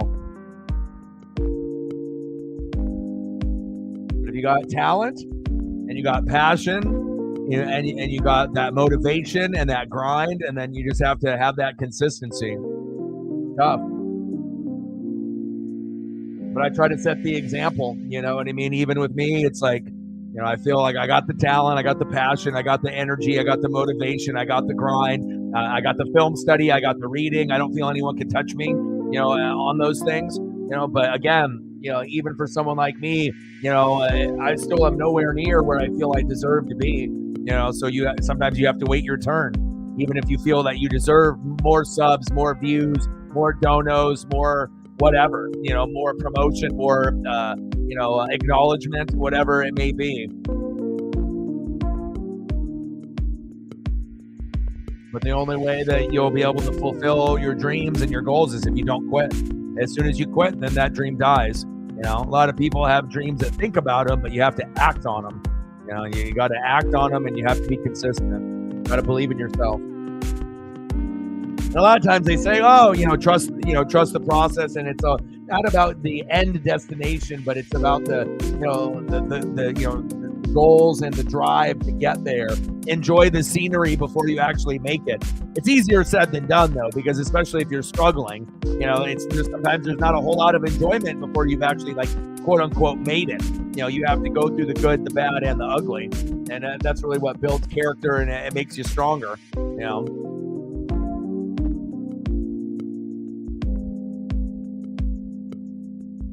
I mean, hell, since 2017, I've done over 2,100 videos, which is almost equivalent of recording every day for 6 years straight. So, you know, if that's not consistency or commitment, I don't know what the fuck is. So, but I'm proud of myself too, because it started off just doing like reaction videos for the NFL, and then now, you know, we do that, but you know, now I do NFL, NBA, MLB, NHL, fucking wrestling, AEW, WWE, NASCAR. You know, UFC, boxing, we do everything. There's nothing that we won't do. You know, of course, you got to read up on stuff and, be educated on it, but I enjoy it.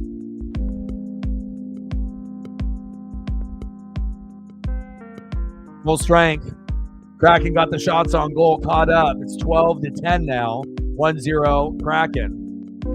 It's been kind of a flat game. You know, not a whole lot of big hits. You know, passing really hasn't been really that crisp. But at least we had, you know, one little run there with that line with Kyler Yamamoto to give us the 1-0 lead. And hell, we'll take it. I mean, when you're on an 8-9 game losing streak, I mean, you'll take anything positive.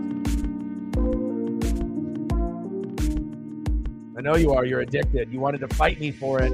For all those weeks and months, I told you to do it, and then you finally did it, and now you realize why I told you. I'm not going to tell you to do something if it's stupid.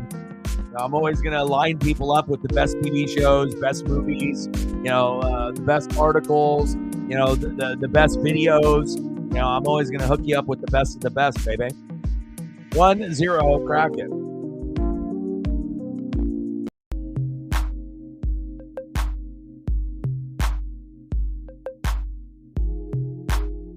Anything else that you want to see, Padilla? I got you. I can squeeze out photos for ducks for Matt and Kraken stuff for you and Megan. Keep me busy. Let me know.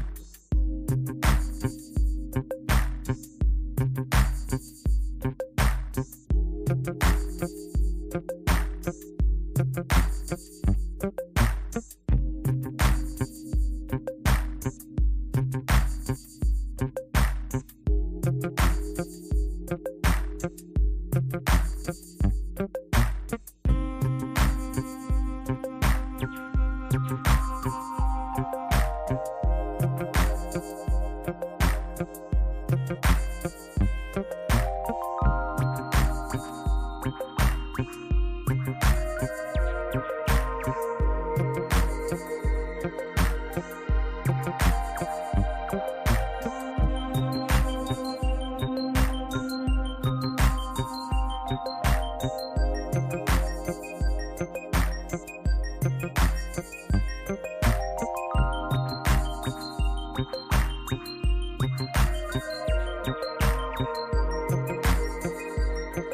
right, baby, let's go. 1-0 Kraken. Less than 6 minutes to go. Sergei Bobrovsky doing a good job, but gave up that one goal. Joey Decord out playing him. I'll take that. All-time goalie wins leader, Ryan Miller, 391. Hasek with 389. Vernon, 385. Jonathan Quick, wow, 382. And Baysbrook, 374 and 373 from Sergei Bobrovsky. That's impressive. Second period starting to come to a close. Less than 5 minutes to go, and then we'll do some more photos. And then tomorrow we'll end up doing NBA or the NHL, and then maybe I'll do some videos in the morning or afternoon, depending on how I feel. And then Thursday we'll have the Raiders and Chargers for Thursday night football. And I haven't seen what we got going on Friday. Maybe a Blazer game, and then obviously Saturday we'll got Broncos Lions, and then the Boise State UCLA matchup, and then Sunday night football. And then Monday night. So, I mean, things are, we're winding down, obviously, with college football and the NFL. So I'm soaking in as much as I can.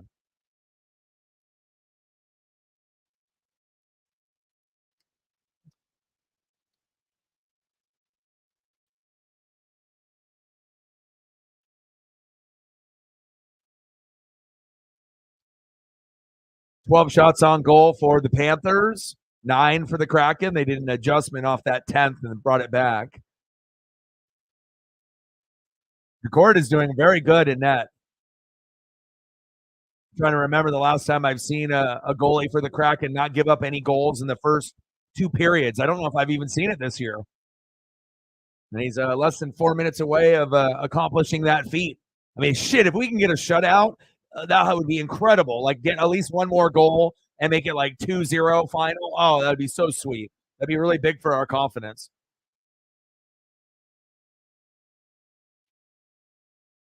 Quincy Jones and MJ, sure, I got you. We'll do that here once we get into the intermission here in just like a couple minutes.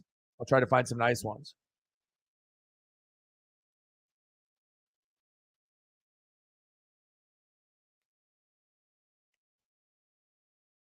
Who do you like for artist? Like, if you had to go with like your favorite artist that you like, favorite producers and favorite artists, you got some?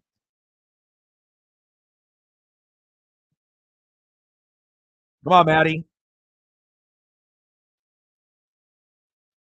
Good save by Sergey. Of course, I'm a real one, bro. I'm not fugazi. Like I said, if I say I'm going to do something, I'm going to do it. You know, and it's not like I'm doing it, for any other reason besides just being a friend and supporting. Having similar interests and just being able to support. I mean, if more people had that attitude, then more people would be supported. It's just the sad thing is there's just a lot of fake people that are out there, fake YouTubers, people that watch them that are fake. Fake love watching fake people. That's just how it goes. And they know I'm real. So obviously, a lot of the fakes don't like me, because they know I keep it real. I keep it 100. I'm not biased. I'm not fake. So a lot of fakes don't like watching me, but they'll spy on me though, for sure. But I'm not looking for 5 seconds of fame and having terrible takes and being biased and being extra and screaming and yelling to try to get attention, like a lot of these people do. It's just sad as fuck. I don't even know what's more sad is the actual streamers themselves being fake or all the dumbass people that are fake that think that that person is like cool or real. It's like, they're just, getting caught up in the fakeness, but I guess that's how it goes. You like the weekend? Yeah, I like stuff that's more underground than the mainstream as well. I agree.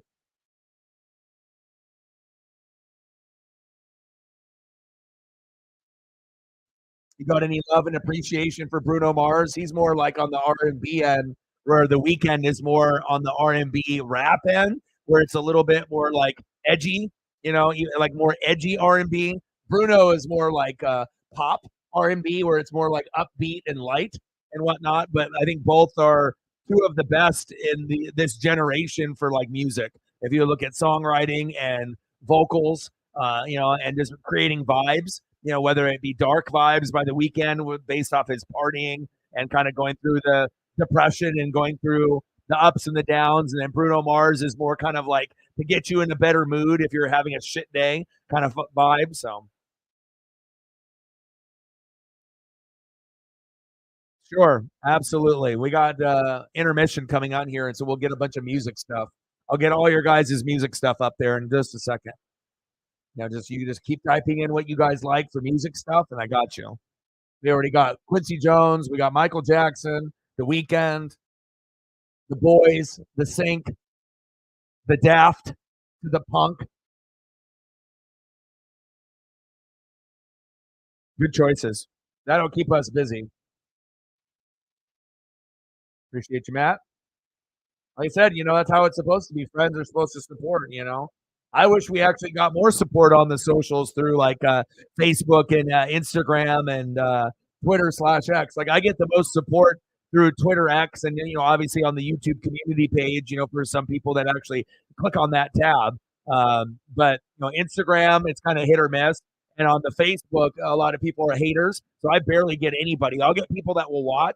Sometimes I'll get a couple people that will share, but a lot of my posts, through because they want to see like dog photos and baby photos and photos of me, and I just don't really do that.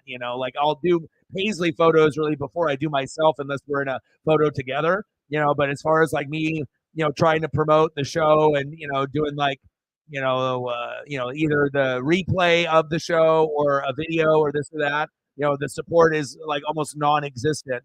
Lots of haters, wishing for my downfall. So, but again, that's how it goes. A lot of times, social media, regardless on how big you are, regardless of how many subs or followers you are or you have, a lot of times when you make a post, you're kind of just talking to yourself, and then every once in a while, someone will respond back or comment. But again, a lot of people are haters. A lot of people want to see people doing good, but not better than them. A lot of jealousy, a lot of envy. A lot of people don't understand the hard work that has to go in to be able to make it. And it just the sad thing is there just a lot of haters and fake people out there. Not a lot of people out there are good, solid people anymore. They're out there, but there's just a lot of, questionable people out there.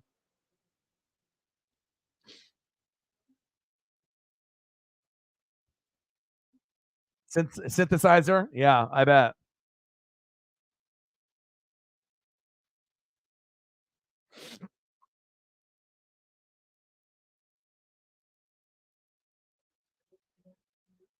And my boy Brooks that does the beats, he's got a new woman in his life and he's like in love. So I feel that his goals on doing the beat making are going to take a back seat like they did before when he, and if anyone deserves to have love in their life, it's definitely him. You know what I mean? But if you got goals and dreams, you know what I mean? Like, I feel that he hasn't really ever taken it serious. He's always just kind of did it more as a hobby instead of thinking that it could be a career.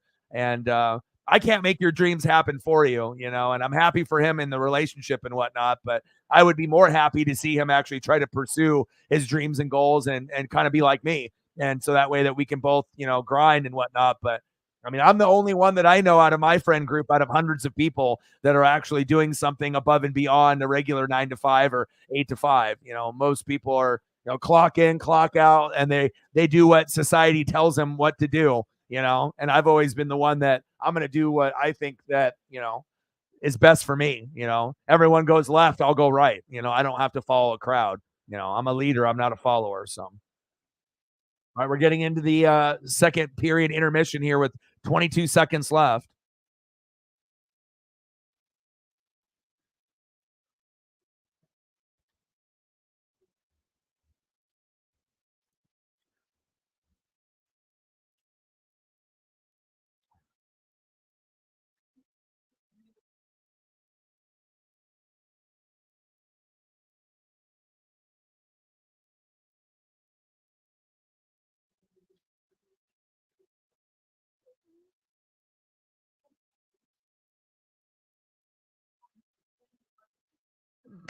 Nice job, Joey Decord. This is like one of the best goalie performances we've had all year.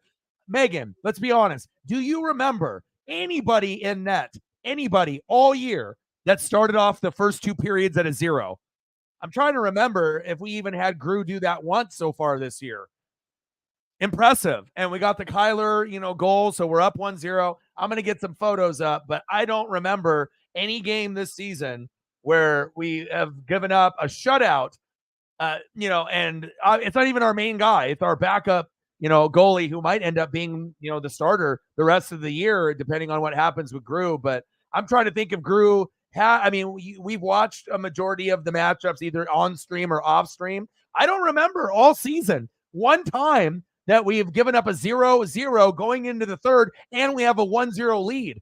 I'm trying to remember and going through all the me clicking on ESPN, looking at the box score, watching the games, if I'm not on stream. I don't remember not even one time that you have to take a look, go through for me, and if you have some time while I get photos, and we'll go from there.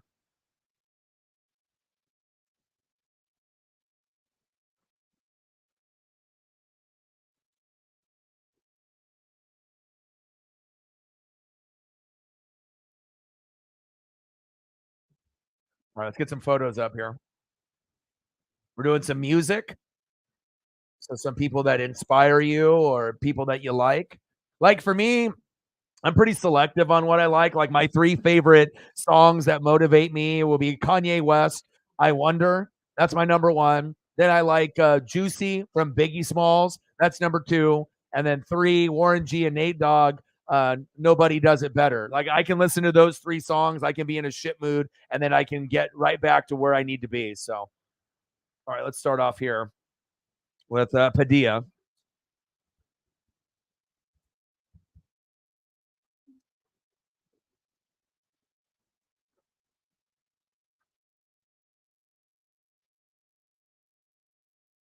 And a big part of me liking Grand Theft Auto, like I have a PS2 in my room for like throwback memories. I like playing Vice City because of the music. Like when you get on the motorcycle and the cars, and then you can go to Wild Style and you can go to all the different radio stations and cruise around. I like that the best. Like that's what I like to do. Sometimes I'll get into mission mode, but I like to be able to cruise around and go through all the radio stations, and I don't own San Andreas, but I think I'm going to go to the video game store, sometime in the next month or two, and just buy a used copy, so that way I can go through the radio stations on there and go through the game and the missions. Like I, uh, I never owned that game, and I'm a big Vice City guy, so sometimes I like going through like that old stuff while I'm waiting for Grand Theft Auto 6 to come out. I mean, I don't got a PS5. My buddy Justin got one with the Spider-Man. He says it's insane. But again, I don't got money or time necessarily for that, especially with Paisley Pup. But it is my goal one day to get a PS5, hopefully, and then that way I can, get Grand Theft Auto, whether it be in 2024, 2025. So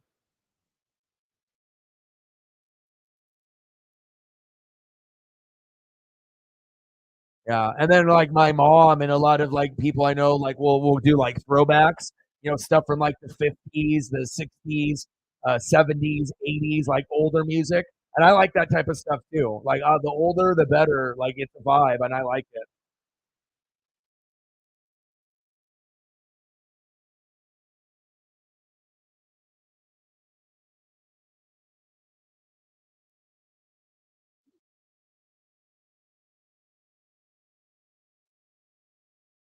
Second intermission, Joey Decord, awesome today. 1-0 Kraken. And I mean, it's been kind of like not a crazy, oh my God, back and forth. It's just kind of been going through the motions, kind of hockey matchups that we've seen from the Kraken. Like it almost feels like a lot of the Kraken home games are road games because we've gotten to a point where we're depressed and we're losing 8-9 in a row. But I think this is where we actually break the streak and we get a dub today.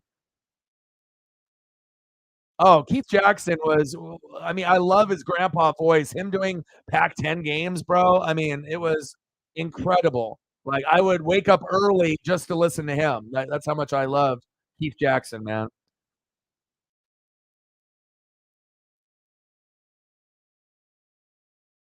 Trying to give you guys some, like, vintage MJ.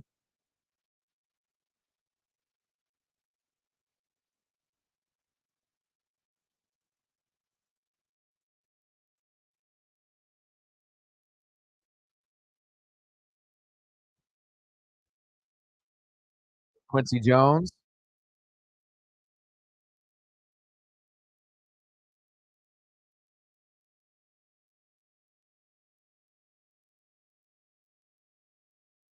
But instead of giving you a Quincy Jones from like Current or what, I got to give you the throwback with Michael if we're gonna do it. Oh baby, let's go.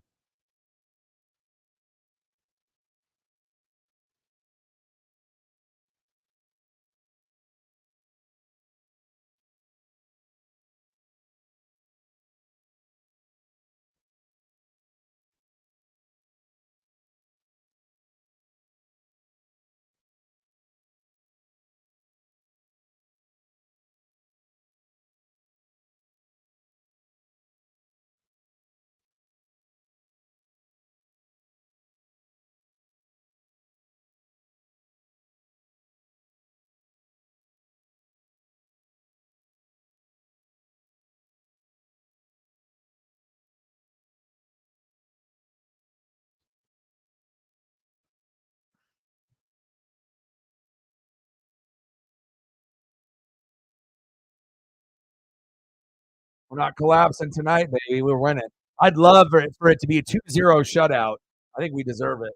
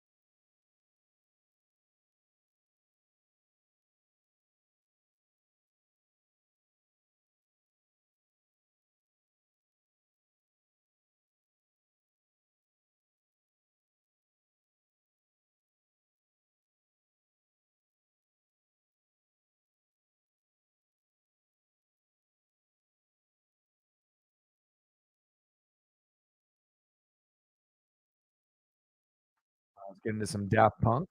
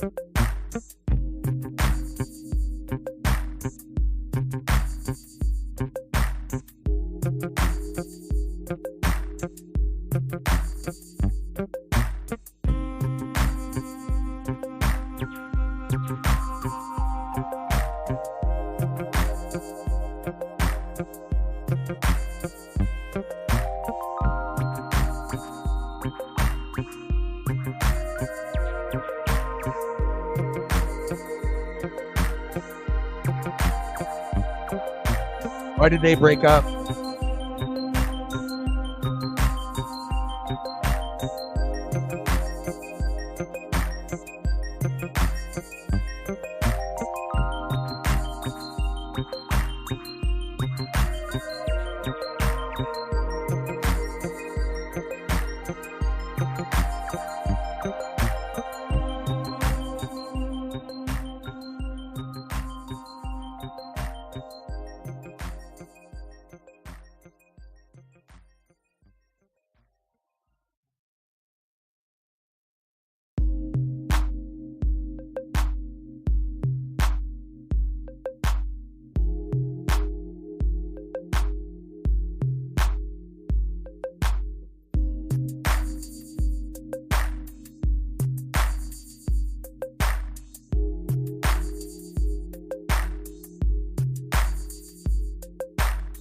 Yeah, we'll do some Queen and Brian, man. We got time. We're just chilling and waiting, so. Absolutely, I got you.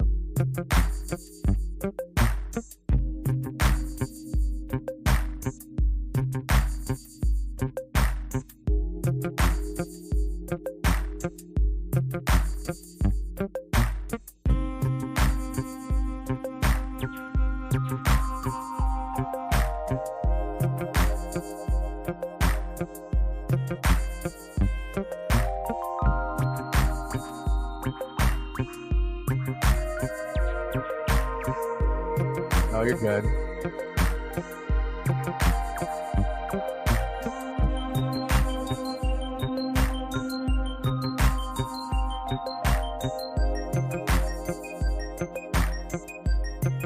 I like the hair.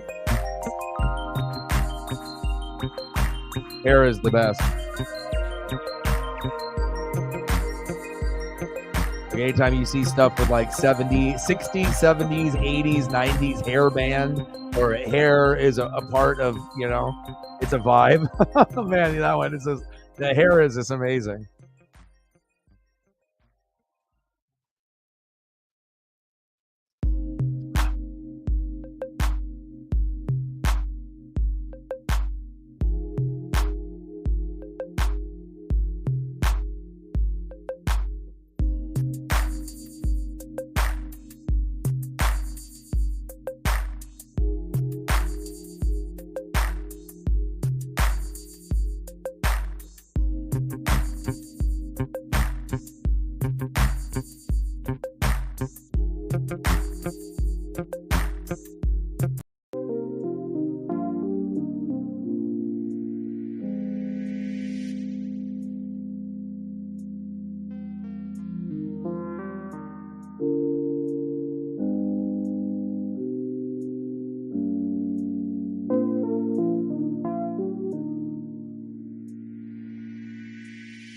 $16 shots on goal for Florida, 10 for the Kraken, 40 shot attempts for Florida, only 24 for Seattle.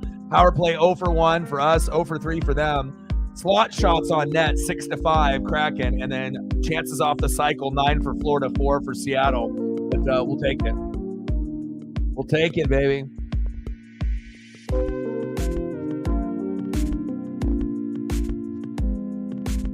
Yeah, I wouldn't do it if you think it's going to fall.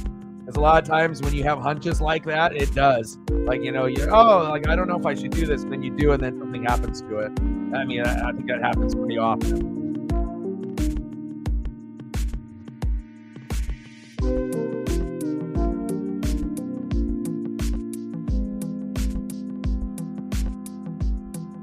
All right, I can't wait for this third period. I hope we get this dub.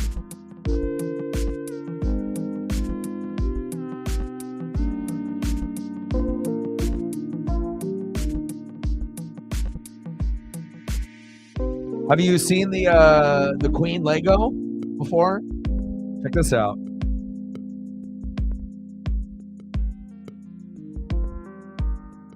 Like, this is actually kind of dope. That's awesome.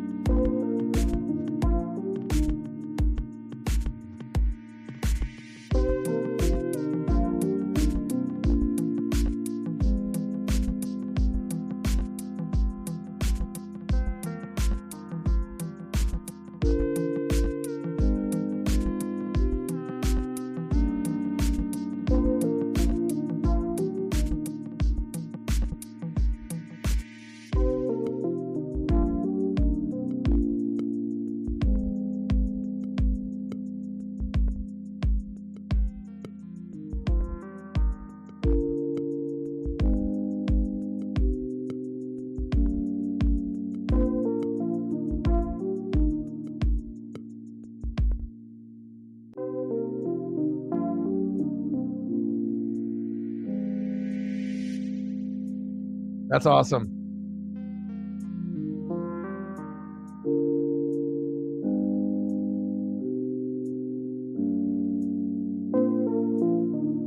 All right, we're about to start the third, baby. Let's go. Squeeze one more in.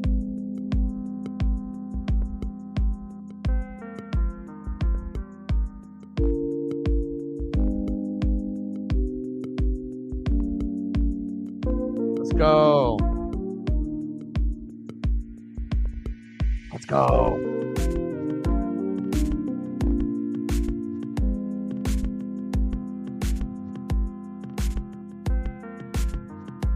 There, baby. Let's go. Time to win. 2-0 shutout for the Kraken.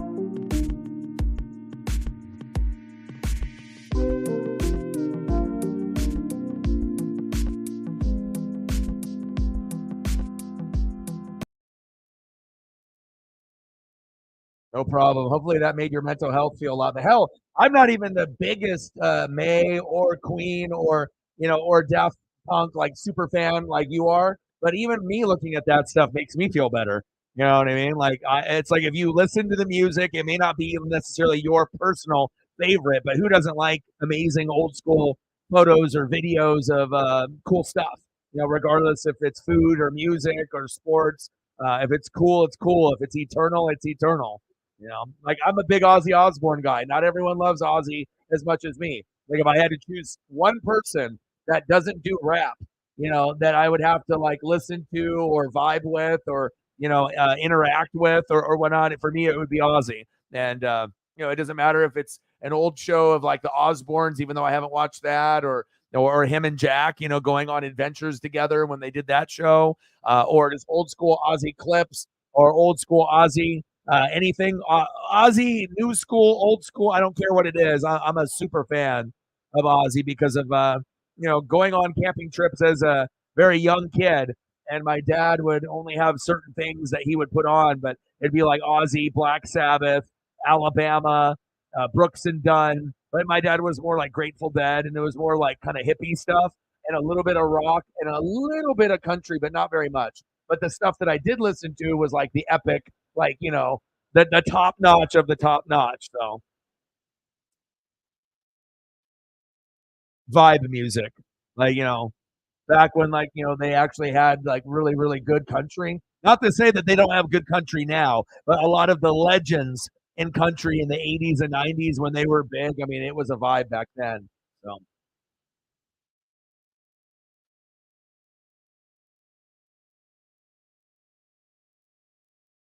Wayne's World. Oh my gosh, amazing. You kidding me? That's just yeah. Fantastic cast, fantastic movie, both of them, one and two. Like there's certain movies that can just put you in a good mood, and that's definitely one of them. And if you haven't seen it in a while, and then you can listen to that, and how can you not, have a smile on your face when they're in the car where he's got the licorice dispenser, and then they start singing. It's a very epic moment in 80s and 90s pop culture. Good save by Decord. Let's go. All right, we're in the third period. Let's go, baby.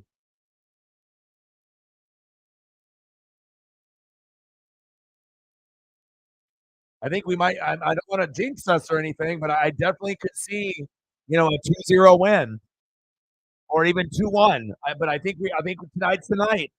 Joey is shut out. I mean, we haven't shut anybody out in the first two periods all year, to my knowledge. I don't think so. I don't remember. And if we have, it must have been at the beginning of the year because I don't remember. It's always, and then sometimes we're really good in the first and second period, but we're giving up a lot of goals, you know.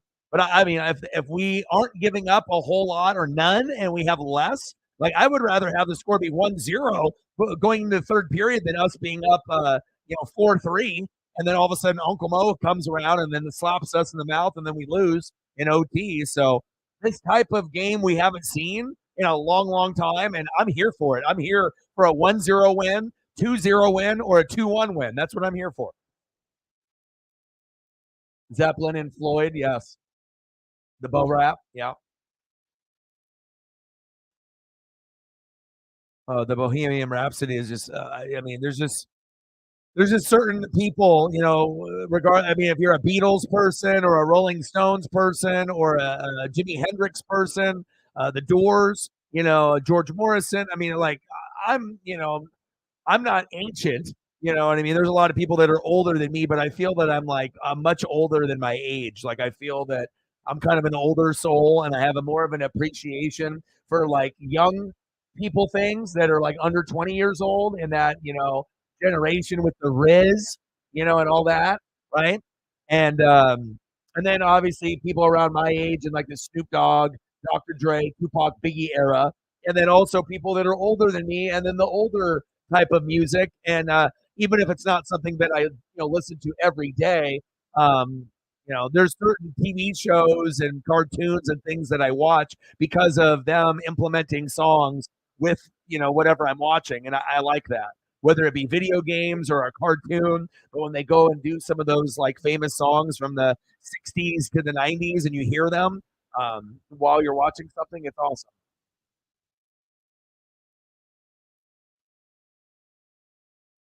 I try to be well rounded. It doesn't matter black, white, Mexican, Asian. I had friends of all races, of all age, and I really try to put myself in a place of accepting everything. I might not love everything, but let me hear it. And it's like if country is probably the last genre I would listen to going out of my way, but I know who's good and who makes good music. It's just that I'm not necessarily going to be listening to that if I have a choice between like hip hop or some kind of rock or if I'm going old school and doing stuff from my childhood, you know. Like vintage Green Day for me is cool. Red Hot Chili Peppers, Green Day, Blink 182. Like if I'm going that type of like kind of like poppy rock, poppy song kind of sound to it. Good Charlotte. It just kind of depends on my mood, and it also depends on the video games that I played back then. Because a lot of the songs were in like Madden and like 2K and NBA Live, and if you remember those in NHL, like a lot of times when you're getting set up in the menu or when you're playing the game, you would hear those famous songs that they paid to put in those games, and then they end up, being kind of one of your favorites and whatnot. Like one thing about me that a lot of people don't know is like I'll listen to whatever, like even like Avenged Sevenfold. Like I had friends that were like hippies and like people that like played Magic the Gathering and collected pogs and it's like I had friends of like every type that you could think of, skater friends, emo friends, like it didn't matter. So it's like they'll be like, "Oh, let's listen to this." And I'll be like, "Oh, okay." And like I have no idea what we're getting into. And then if you've seen some of the Avenged Sevenfold like riffs, and some of the songs they go like 7 to 10 minutes. Like they're insane, but they're like incredible. Like if you're thinking of like guitar solo and going crazy, like as far as something that's been out, within the last 20 years, some of the Avenged Sevenfold stuff is fucking bananas. Like,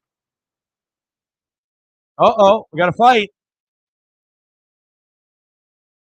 Bennett trying to jump in and force sling. Let him fight, man. Come on. He tagged him in the mouth, and then they couldn't even really fully fight. Ooh, teammates trying to stand up for teammates, but it's hockey. Let them fight. Pop, and then pop, and then another guy. Oh, so and then Bennett decided to hold him. Let them fight. If they're going to get aggressive, let's have the third period be exciting. Don't I mean if the ref is going to stop the fight, let the refs do it. No, I mean as long as it's not like a blatant cheap shot like we had about 2 weeks ago. Remember, Megan? Right? If it's and then if something like that happens to a teammate, it's an all-out war. Then we're brawling. But if it's just like a little jab, a little jab to the fucking chin, a little elbow, whatever, a little stick, whatever, let them go. If they're going to get a penalty, they're going to get a penalty. Let them scrap and let that fucking energy out, let that juju out, and let them punch each other in the face a couple times, into the jaw and the eye, and then let's go from there. Go to your penalty box, power playing. I mean, they are hockey players for Christ's sake. I mean, fighting is part of the game.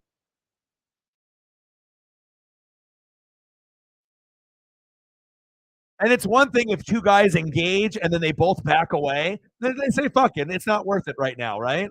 But it's like when two guys engage and then a teammate comes in that's not even involved and then like bear hugs them, boo that. I mean, you know,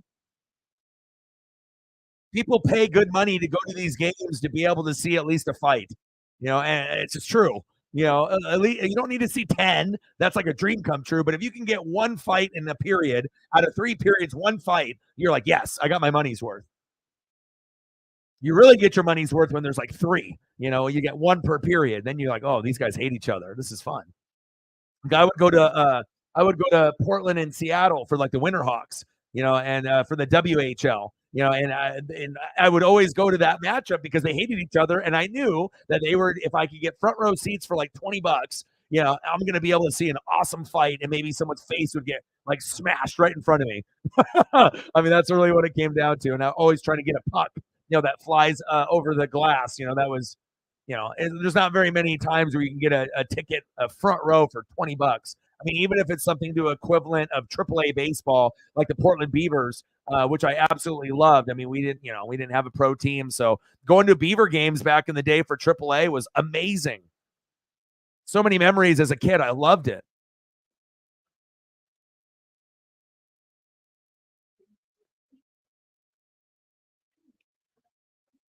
Some goons pick on the smaller guys. Damn, you hit it right on the head, bro. Yeah, that is absolutely true. Some of the goons are big, some of the goons are small and try to act like they're bigger than they are, but they're just scrappy and they got bad attitudes and shit. Yeah, no, I totally agree.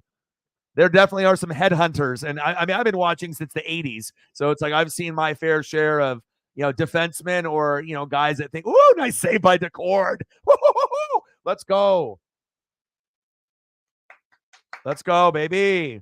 Joey's playing lights out. This is like what I always envisioned with like Gru. But like I was telling you, Megan, like 5-6 years from now, right? We may not have Gru or Decord or Dredger on the roster. Maybe they're on there, maybe they're not. But I'm just hoping that, we can add like a Sergei Bobrovsky for ourselves too. So that way, if one of these guys is no longer on the team or they retire or they get traded or injured, whatever it may be, I just want to make sure that we got 3 goalies that we can be proud of that can actually attempt a shootout, throughout the year, preferably like a couple, and then normally hold other teams to 1 or 2, not 3 or more. Because if you're holding teams at 3 or more, unless you're scoring 3 or more, it's going to be a long year, and you're going to be losing a lot of games. And I don't think there's anything wrong to want better for Seattle, and I like all 3 a lot, but it's just, 5-6 years from now, 7 years from now, we got to pray that there's got to be some beast goalie in the draft, or we can get someone in a trade, or someone comes up from Coachella and we're like, oh my God, this is like the next big thing, like the next big goalie in the NHL. And if that ends up coming around in the next like 7 years, Seattle is going to be worthy of that guy, because we're going to need a staple, like someone that's a superstar.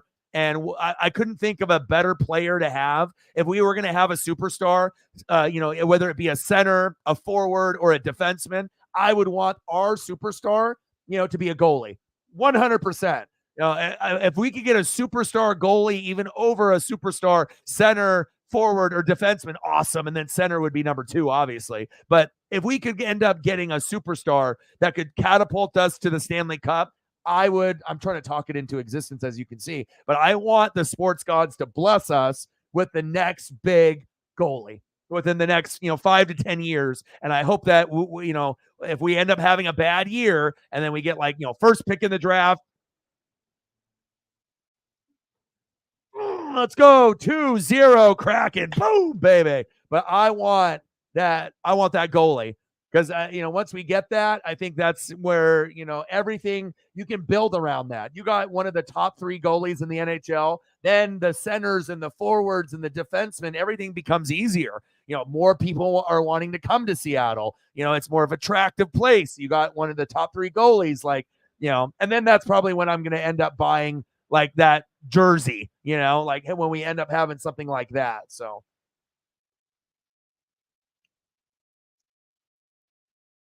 let's go Kraken. Let's go 2-0 Kraken. I just want us to be the best version of what we can be, but I just couldn't think of a better way for us to get respect, and having a top 3 goalie in the NHL. I mean, even if it was top 5, that would still be good, like, but like one of the main 5 like best guys out there, that would be so cool to be able to have either come up through Coachella.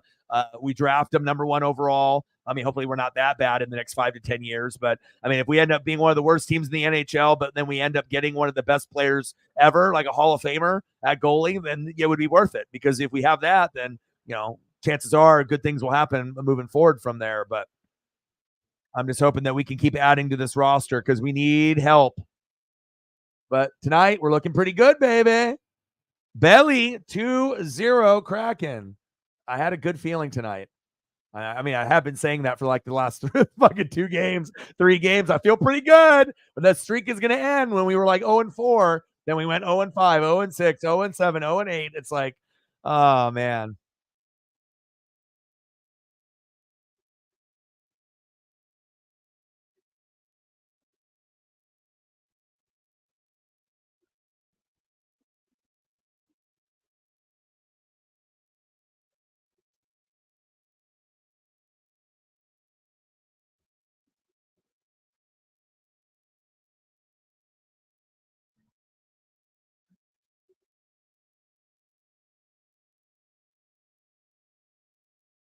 So proud of Decord. I mean, this is like one of the best performances.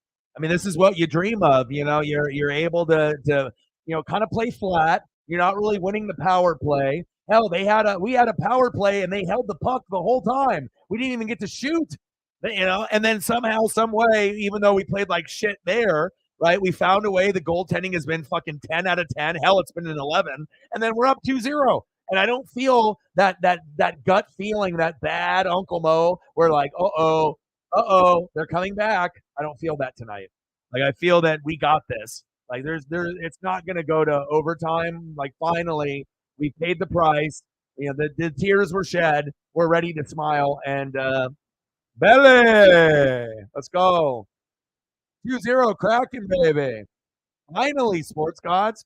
Like, you want to, it's not over yet. I don't want to get too overly, but I feel, I mean, how much misery do we have to go through? We have to go through a 10-game losing streak before we win? I mean, is that, we have to be punished that bad? Come on. But I totally hear you, because in the back of my mind, you're like, oh, we won. But then we're like, no, because we've done this how many times this season where we've been up 2-0. They get 2 goals, 1 goal quick, and then another. And then all of a sudden we lose in the third period 3-2, or it goes 2-2 to overtime. And then we lose 3-2 in OT. And we're like, what the hell just happened? Like, we played good in the first period. We played good in the second period. Not like scoring goals, but defensively, right? Shutout. Play good in the third, get some goals, and then we can't win. I mean, like, talk about having your heart ripped out. But at some point, right, for Megan, Padilla, and myself, for some point, we have to play like it's 2022. Can we play like the 2022 Kraken at least once this year? Please? Yeah, let's go.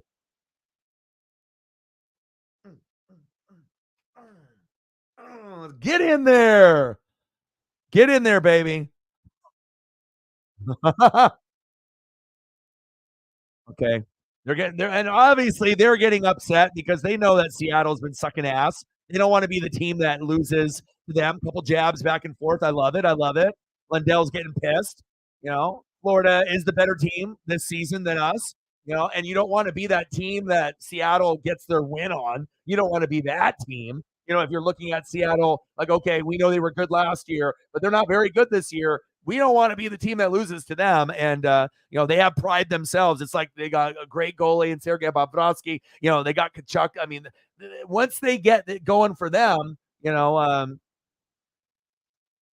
has been fantastic for them. He's leading them in all categories: points scored, assists, everything. So it's one of his best career years. They just need all the other guys to be able to step up with him. Florida's fun to watch. Like, when I watch them in the playoffs, like, there's certain teams like Colorado, Vegas. Like, for me, like, if I'm going to watch one team, like, the team that I would want to watch is Vegas. Like, regardless of their record, like, being able to look at it, and as long as they're not too injury riddled, but it's like they're our rival. But it's like, I understand how good they are, and they're exciting. They're fun to watch. Colorado, same way, fun to watch, even if you're not a big a hockey fan. Like if you're gonna choose like one or two or three teams to watch, it's like, oh, I don't really like the NBA, but I could watch Steph Curry, I could watch the Celtics with Tatum. You go through like a couple of those teams where you're like, I don't really like this, but if I have to sit through it, or if I'm watching, or I'm at a friend's house or something, what can I actually sit through and actually kind of enjoy it somewhat. And everyone's going to have like three NBA or three NHL teams that they're going to be leaning towards. Or if I know you love a team like Judah, Boston, or like Odin's son with New Jersey with the Devils, yeah, I'll pay attention a little more if they're good or if they suck. But for me, I would probably say Vegas Golden Knights and Colorado are probably the two easiest on the eyes. So if you like don't even give a shit about the NHL, but you're like, and Colorado wasn't always that way. They've just got back kind of to where they were a couple years ago when they had like Patrick Waugh in the 90s. So it's like it's not like Colorado's been this dominant team for 20 years. Like they just kind of got back to that excellence that they were years prior. So and they're kind of keeping that momentum. But and then also, Sidney Crosby, Ovechkin with like the Penguins and the Caps, like watching an amazing Hall of Famer that would be like equivalent to watching LeBron James on the Lakers if you like LeBron. Sometimes it's like not worth your time, but some people like love LeBron, and they're gonna watch everything LeBron mania. 2-0 Kraken. Yeah, the defensemen are having the best game of the season. The goalie and net, Joey Decord, as a backup, best game I've seen all season. We're having offense as well. We're not going crazy. It's not like 4-0, but for a team to be on like an 9-game losing streak, what do you expect? I mean, for the longest time, I didn't even know what the hell was going to happen. I mean, both teams look flat. I was like, are we even going to score? Like, what the hell's going on? Like, sometimes when you watch hockey, you can get kind of like in a daze. Same thing with soccer. Unless it's like World Cup, but it's like, skating back and forth, and then, soccer running back and forth, pass here, pass there. Sometimes it gets a little boring. You have to really find like players or, something to get you to be able to keep that focus. Because especially when you have no goals scored,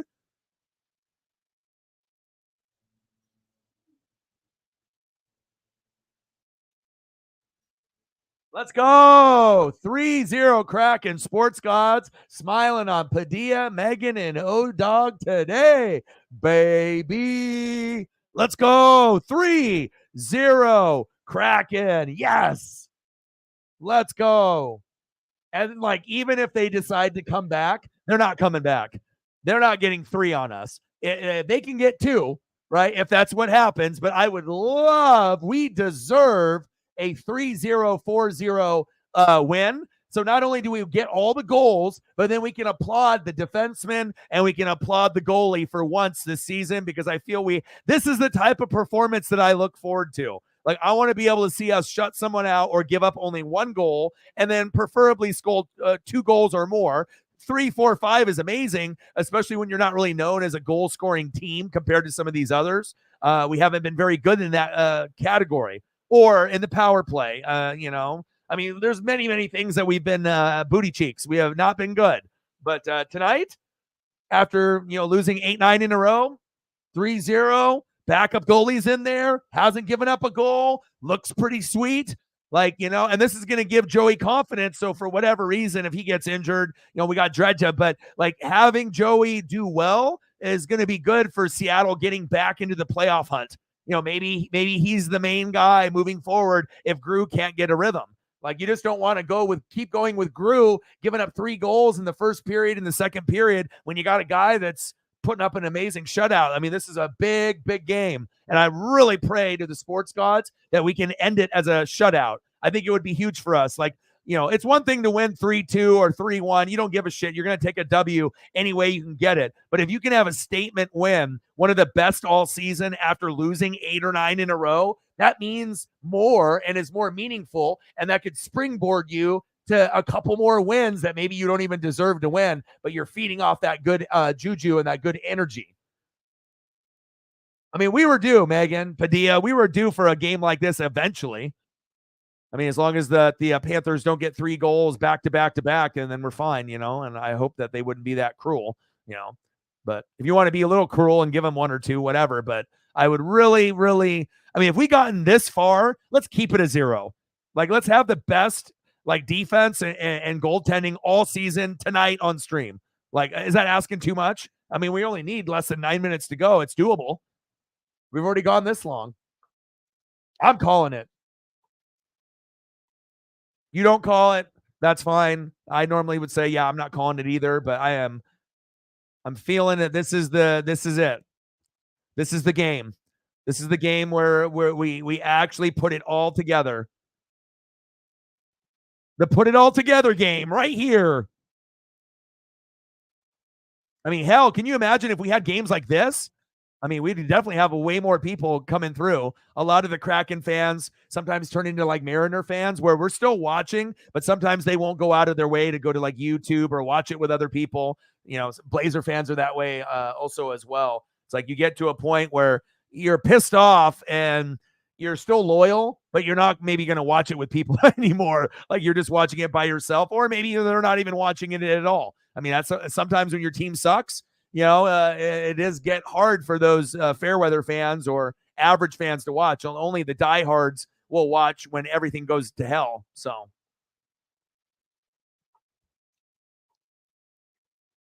you know what's crazy? I've been looking for him all night. I don't even think they've even showed him. I've been looking and looking and looking. I can't even, I mean, I don't think they've shown him once. I haven't seen him. I mean, unless they show him late, like in the background for like a second, or it's like I see a partial, hair or head shot or like his chest. But I mean, it's you can't even tell. I haven't seen him. I don't know. Maybe that's. I mean, we want to be able to see him on screen, but maybe have him on screen in the pre-show and the post-show, and like don't show him, and then we win. I don't know. I'm not. I don't know what's going on. We were due for a game like this, though. But I'm more proud of the 0 rather than the 3. You know, like I said, I'm always going to be a defensive guy, you know, linebacker guy, safety guy, you know, defense first, you know, O-line, D-line, defense coaching, play calling, goalies, catchers in baseball. I always like the underappreciated stuff the most. You know, give me the stuff that no one talks about, you know, the guards and the centers on the offensive line. I love that shit.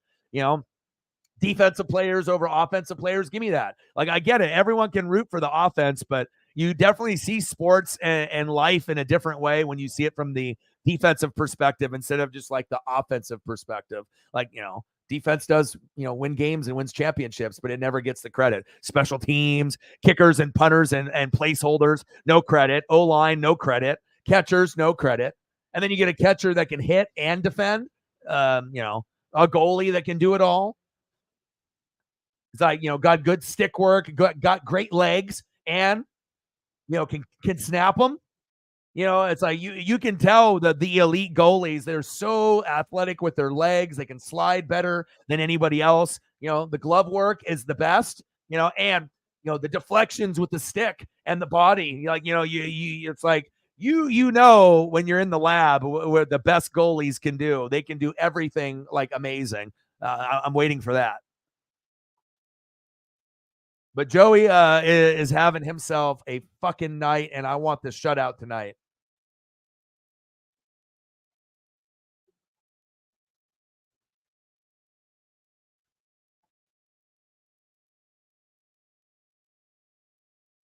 Man, dude, you're the man. Fire jersey. Stats, more stats. Just read. Stats. That's Matt. Reading. Stats. I mean, Megan's that way. I'm that way. Matt, you're that way. Sarah's that way. You know, so a lot of us, you know, are that way, you know. Whatever you have the passion for Matt, it's Oregon Ducks, anything, or college football or route running, you know. The actual inside the game strategy and understanding terminology and strategy that most people have no idea unless you actually play Madden or college football or have some kind of football expertise that would give you the knowledge to know those things. You know, everyone's got their gift on, you know, something that they're really, really good at, or they have a lot of knowledge on the things that they really, really love. You know, we love our teams. and our players, we're gonna, go extra. They're like, there's no cap on how much I want to read or watch film. Like the more the better. Like the more I can read and the more old school clips I can watch and games and knowledge I can obtain, the better, not only for me, but not to necessarily share that information with you guys, but it just like to, have that, you're a fan of something, you want you're thinking about it all the time. So, well, that's what I do. That's what I do. You guys don't got to do it because that's me. For you, you're going to be watching more film, and then you're going to, put your, information based off text after watching the film.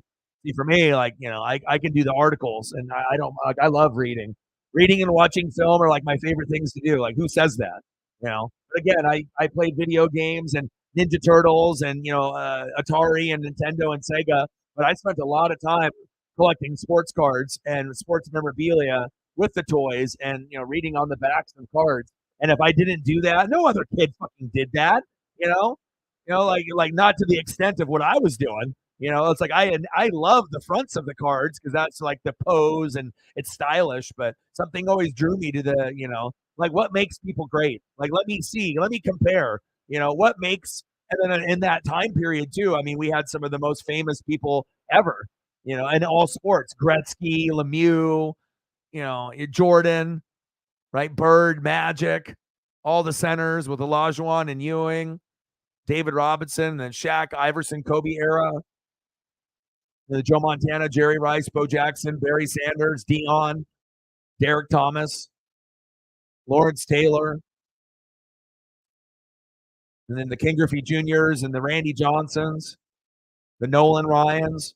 You like all these. I mean, like I feel bad for Matt because you're young, so you'll never understand what it's like to be alive during the 80s and 90s, where you literally saw the birth of video games, the birth of internet, and literally the birth of the greatest athletes to ever be alive and to be playing at the same time with each other. You'll never get better athletes than what we had in the 80s and 90s combined because a lot of those guys are never going to be able to be replicated. And then you even can say wrestling was in that same category too. You're never going to have WWF, WWE, AEW. It's never going to be like DX, and what it was like in the Rock, Stone Cold, or the Hogan NWO era, or DX era with Triple H and Shawn Michaels and Road Dogg and Jesse James in China. I mean, it's never going to happen.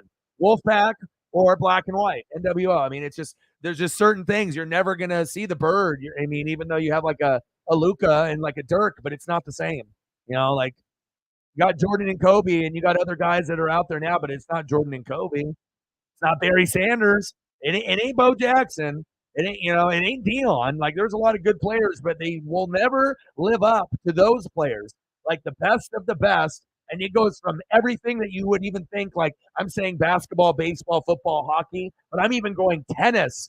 Andre Agassi, Pete Sampras, Michael Chang, golf, Tiger Woods. Like you're going, deeper and deeper into the sports, and even boxing, with Tyson and Evander Holyfield and Floyd Mayweather, and you're going through all of these different things. UFC, like it don't matter what it is. The Hoist Gracies and seeing UFC guys, one guy weighing 170 going against a guy that weighs 600. I got UFC 1 on VHS, bro. Like, but that's what makes it special on the channel. Everyone has their thing. Matt is the Ducks, Megan at Seattle Sports. For me, it's a combination of things with both of you. So.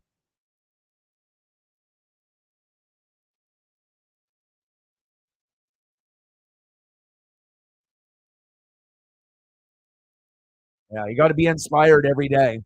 Try to be inspired every day, and whether that's me, reading and doing the film study or, usually trying to watch like Discovery, History, National Geographic, Vice Channel. You want to be able to like learn something. You want to be street smart. You can watch Vice, and and like see a lot of different types of people and how they are, real people, real shit, like Vice Channel. Right. And then obviously History and Discovery.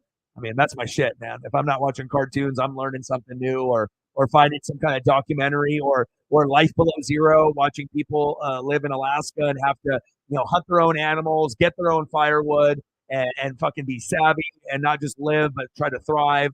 And those people are an inspiration. And then they have their dogs. I mean, I think those people that live out there, whether they're indigenous or they're like Alaskan, I think those are like amazing. Like something, part of my soul is like attracted to that place. Like I feel that I so respect those people that 99% of people on planet Earth would fail and die out there. Unless you have that, I want to be free. Like our past generations were before the internet and automobiles. It's like you were just on the land and living in nature and fishing and hunting and cabin life and being able to be crafty and build. Like I don't know, like I think that I would need assistance like a motherfucker, but I think I have like the determination that if I was around the right people, that I think I could make it.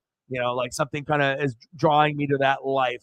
Maybe it's just the river and the snow. I feel it's kind of like good energy for my soul and good mental health. So if I'm like living on like a lake or if I'm in snow, I'm happy. So that would be nice though. I'm just like streaming outside in the snow. If the internet was good enough, if I could live somewhere, streaming just chilling on the lake.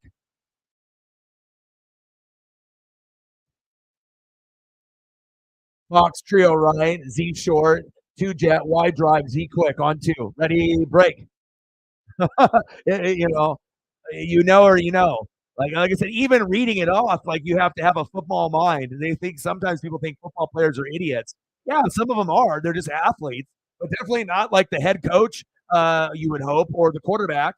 Or the leader on the defense, the linebacker, or the center.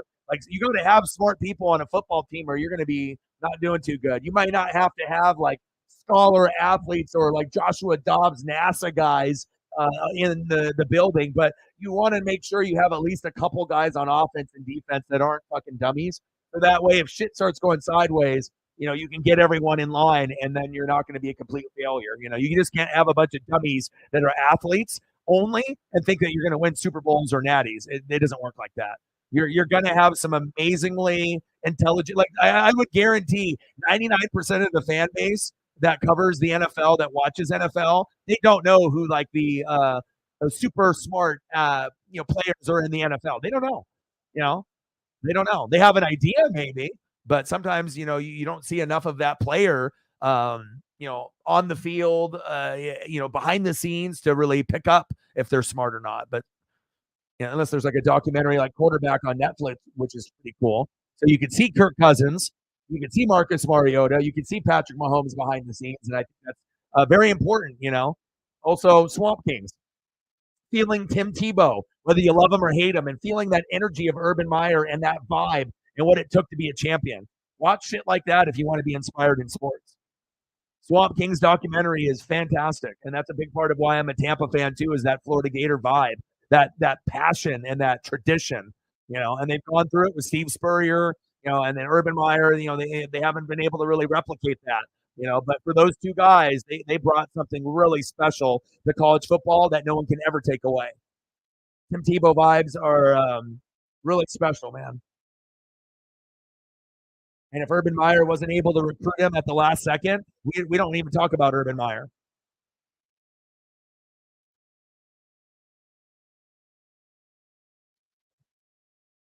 John Gruden forced me not to be an idiot because his play calls back in my Super Bowl era, from the early 2000s there. I mean, bro, he was doing like 20 words for like a play, and then he would like it would have the formation and then an audible in the play itself, and then sometimes they would have like an audible play, and there's another like 20 words.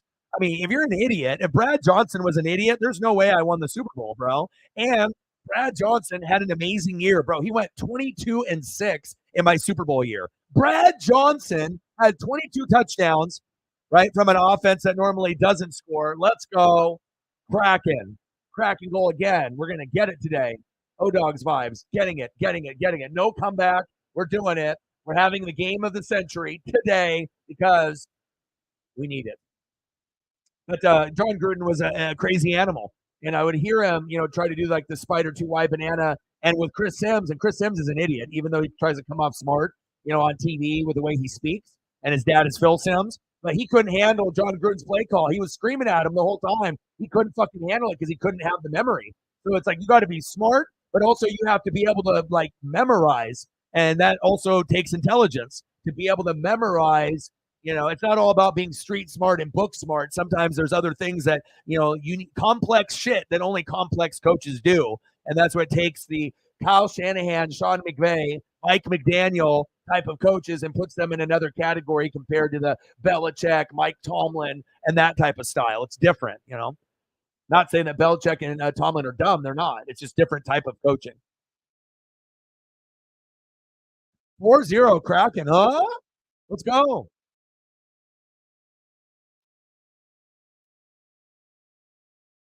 Formation, protection, run pass concept, right? And also, the routes of the receivers. That's what Gruden would implement with his.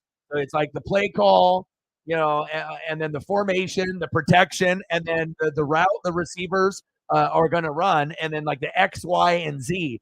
So like left side, right side, slot. So imagine like 30 words, 40 words. Like what happens if you miss like four? You fucked up. Like you're trying to remember it all, but I mean you're really asking a lot out of your players. But if the players master it, which they did that year, and we were running a lot of shifts, and all Scott was a fucking beast. So it's like you didn't know what the hell. And we had Keyshawn, and we had Joe Juravicius as the tall white receiver, right? And then we had Keenan McCardell in the slot. I mean, we were unstoppable. Keyshawn couldn't get touchdowns; he would just get first downs, but that was good enough. Big third downs, he'll get it. Diving catch, right? But didn't really live up to the number one pick from USC, but we couldn't have won it without him.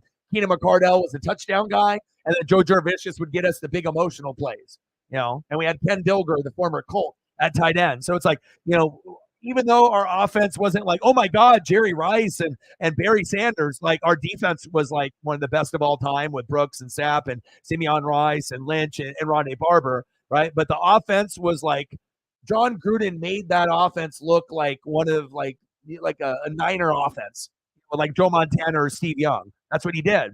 And when you're able to put a 22-6 season with Brad Johnson, are you kidding me? 6 interceptions at a Brad Johnson, like normally like 26. Like that was huge, and that's how we ended up winning the Super Bowl.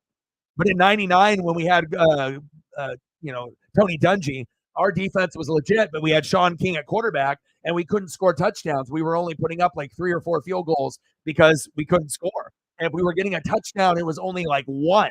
So we could have went there, but then that's when the Rams started Kurt Warner and the greatest show on turf when they ended up winning against the Titans barely with the reach over that they couldn't get. 4-0 Kraken. We're getting the shutout, baby. Oh, baby, baby. We haven't had a game like this all year. 4-0. How about 8 wins? No. 9 losses, 10 losses, 11 losses. I mean, the sports gods can only be so cruel. Yeah, but if you do the long play call, you have to be respected and you have to get results. You have to be able to have the ESP. You have to be able to predict. You have to be able to show them that this will work. Not just have 25 words for a play call and everyone hates your fucking guts and you're an idiot and you start Jimmy Garoppolo when you could have drafted C.J. Stroud. I mean, none of the guys are getting the goddamn ball. Josh Jacobs ain't happy. Devontae wants to leave. You know what I mean? Like Hunter Renfrow is non-existent. Like, go when you had Carr there, everyone's like, oh, Carr sucks. He sucks, right? And he was like a top 12 quarterback. Now you have Jimmy Garoppolo and you got Aiden there. Now you want to talk to a level of suck. What you get now is suck. You didn't realize what suck was until he left. And that's what happens when guys like Kirk Cousins and Carr go to other teams. Sometimes they get appreciated. Sometimes they don't get appreciated. And Carr hasn't really done very good with the Saints. So they supposedly have a better O-line and a better defense, but the coaching and the play calling and him have not been good. The only thing good for that team has been AK-41 and Taysom Hill when they actually give him the goddamn ball. So, yeah, O-line was a problem. Defense was the problem. Josh McDaniels was the problem. All kinds of problems. You only got one good O-lineman, too, Colt Miller. That doesn't help you win. You have really cool positional players that put butts in the seats Devontae Adams, Carr, Darren Waller, which they don't have anymore, right? You had Waller, ooh, Waller, right? Josh Jacobs, ooh, Devontae, ooh, Carr, ooh. But then offensive line, nothing. Defense, nothing besides Max Crosby. Final score, O-Dog's prediction is correct. 4-0 shutout, best game of the year. We ended up our losing streak, no more, right? Backup goalie, doesn't even give up a goal. Amazing. I mean, and I was just talking about how great it would be if we could see something like that, and not knowing that it would be tonight. And hello, like I kind of want to watch the presser. It's been so bad for us. I want, it's like sometimes with like WWE pay-per-views, they'll have these like Triple H pressers after, and hardcore fans will watch them. But for me, I normally just turn it off and I got to go walk Paisley, eat dinner. But like after something amazing, sometimes you're like, fuck it, let me hear them talk good about us. Like I don't give a shit. Like normally I'm like moving on. I got other shit to do. I got, whatever I'm doing, eating, exercising, other shit to check on socials. But it's like with a game like this, I kind of want to see like Hack be like Joey. You played like an MVP. Defense, you guys did awesome. We had that one power play where we didn't even touch the puck when we should have, and they kept it away from us. That was the low end of it. But again, great defense, right? We got a couple jabs in, no big fights, but we were scrappy. Played flat in the first period, and it kind of like looked like we were going through the motions that we were going to lose again. But turned it up, and Joey played great, and I mean, shutouts have to be really acknowledged and loved, like especially this year. I mean, I don't know how many we had in our playoff year last year, but we need to start playing like it's 2022, not like 2023 Kraken. And that was a 2022 Kraken performance. And hopefully that's one of many of Joey we see shutout, because if he plays like that on a consistent basis, he'll take Drew's job as a permanent guy. And if that happens, maybe we can get to the playoffs. It's not like I don't want Drew to play anymore, but I just want to play the best player who's going to show us they're going to play the best at whatever position we need. So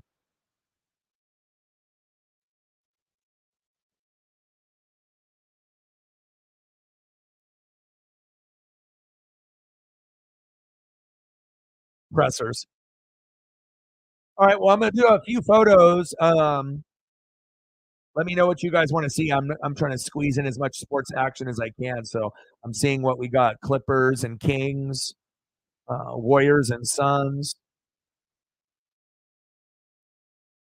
and then I'll throw up photos. You guys let me know what you want to see photo wise, and I'll throw some up. And then I got to go eat dinner, and I got to go take Paisley on a walk.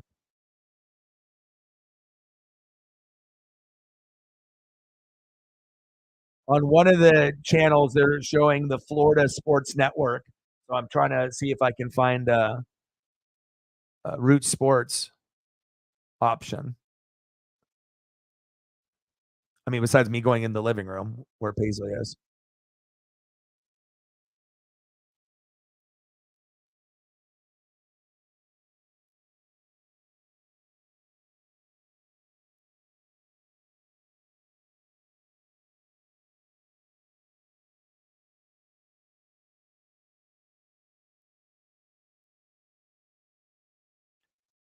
Vegas Golden Knights, funnest team to watch in the NHL besides the Kraken. I don't even gotta hate on them. I want us to be them. Like, that's the goal. To be like up and coming, not been in the league that long, and then to be able to overcome and dominate, and then show it what it's like to be able to there we go. I found it. I found the Root one now. So I've been bouncing around from Root on the Florida side, and then the Root, here.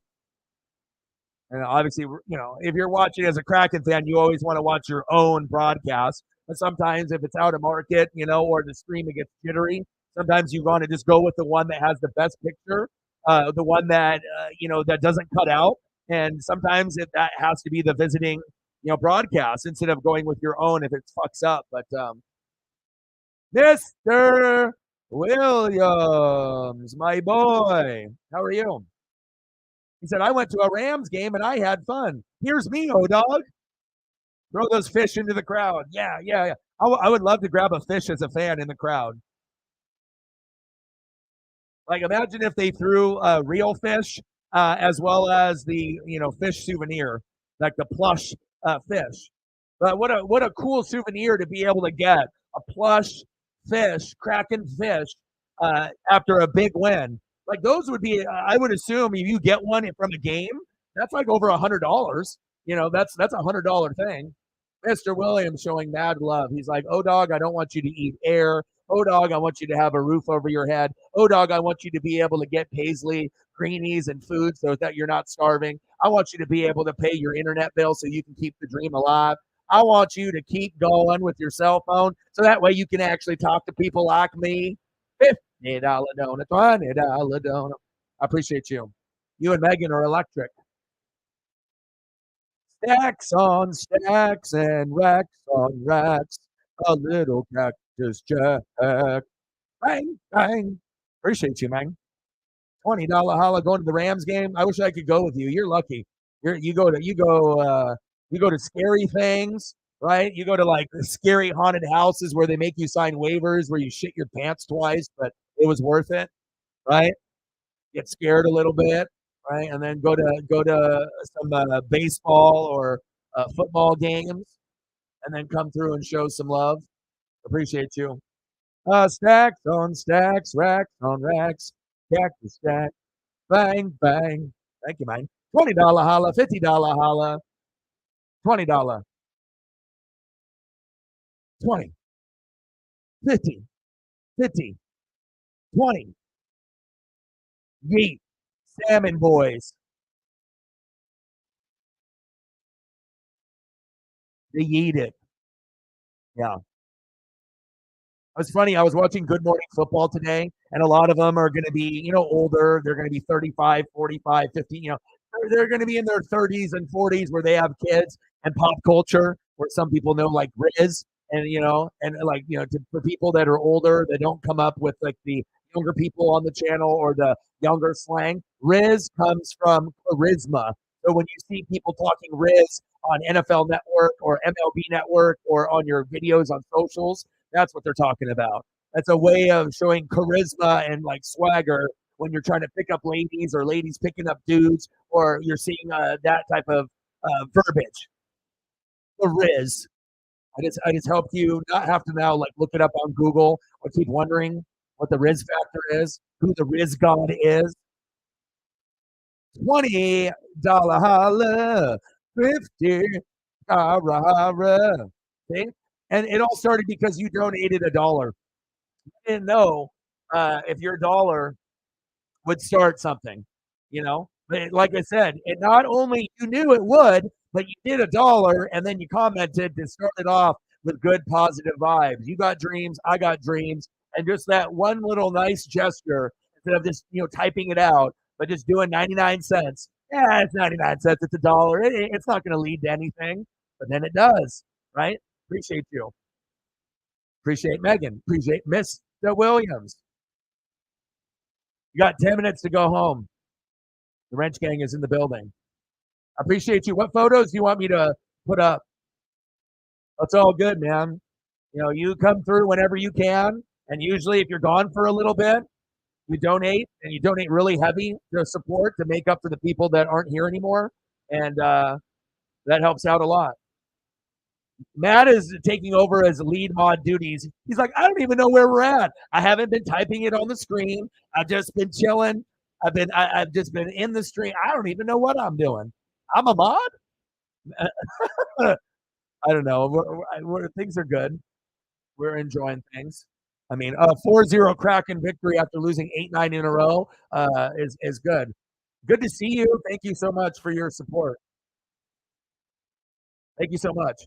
And, Mr. Williams does one thing that no one else does on the channel. When he donates at the same time, multiple times. I appreciate you, man. Otani, I'm going to be doing a lot of games. So, there might be, some good opportunities there. So you're the only one, man. I appreciate that. $20 dono, $50 dono, and then another $70 dono, but just on Cash App. So he's like, all right, I want to make sure that you can get your rent, and you got to make sure you got your bills for next month figured out. but I know you need money right now. I know you need to take Paisley to get her nails trimmed and to get washed, or you need to get something to eat, or you need to pay your cell phone bill. So with people having that type of knowledge too, and knowing that what I need when I need it, whenever, it's going to make such a big difference. Appreciate you, man.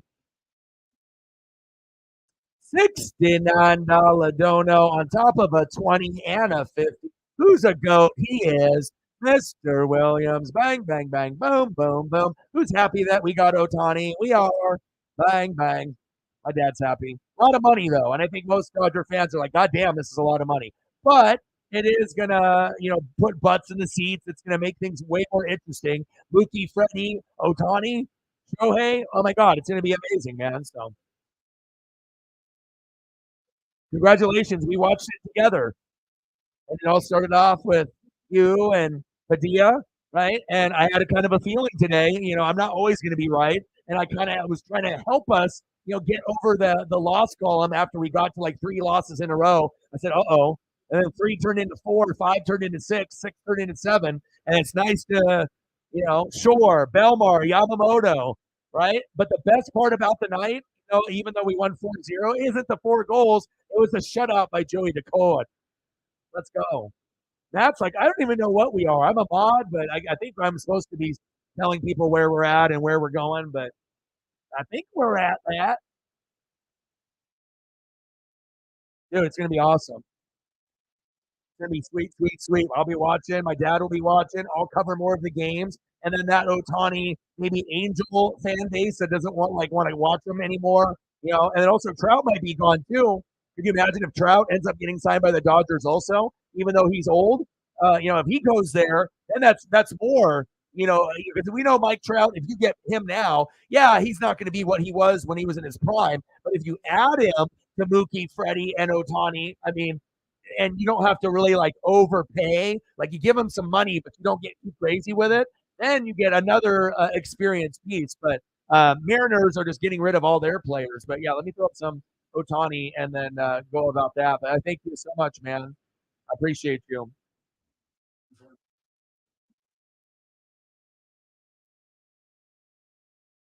You're giving me these vibes right now, brother.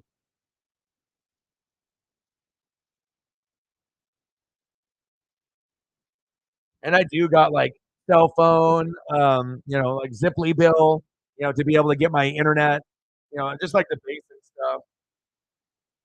And when you have a pup with the Paisley pup, yeah, it can get expensive.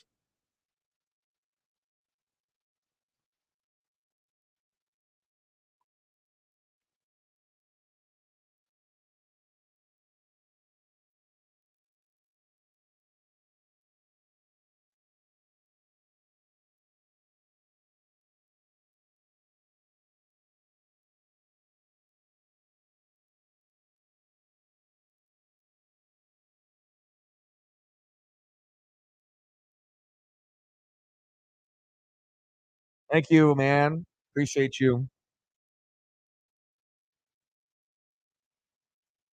everybody.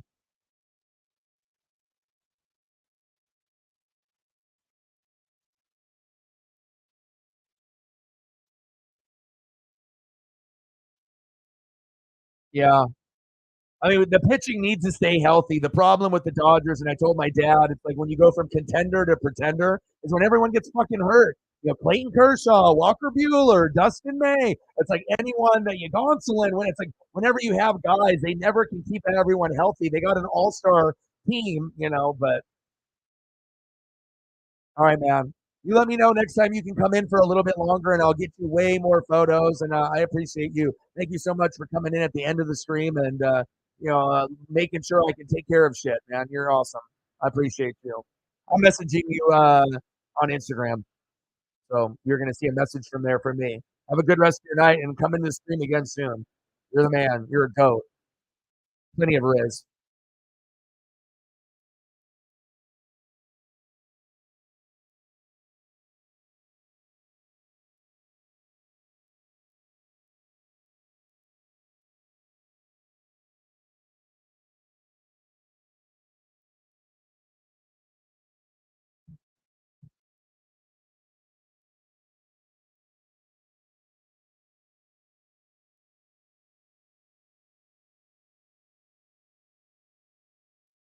Take it easy, brother. Love you, brother. All right. Well, I think we're gonna end up going. I'm gonna see if I can find a few more photos here, and then I gotta do some things. I gotta eat. I gotta go exercise. Go take another like 45-minute walk, 30, 45 minutes somewhere in there.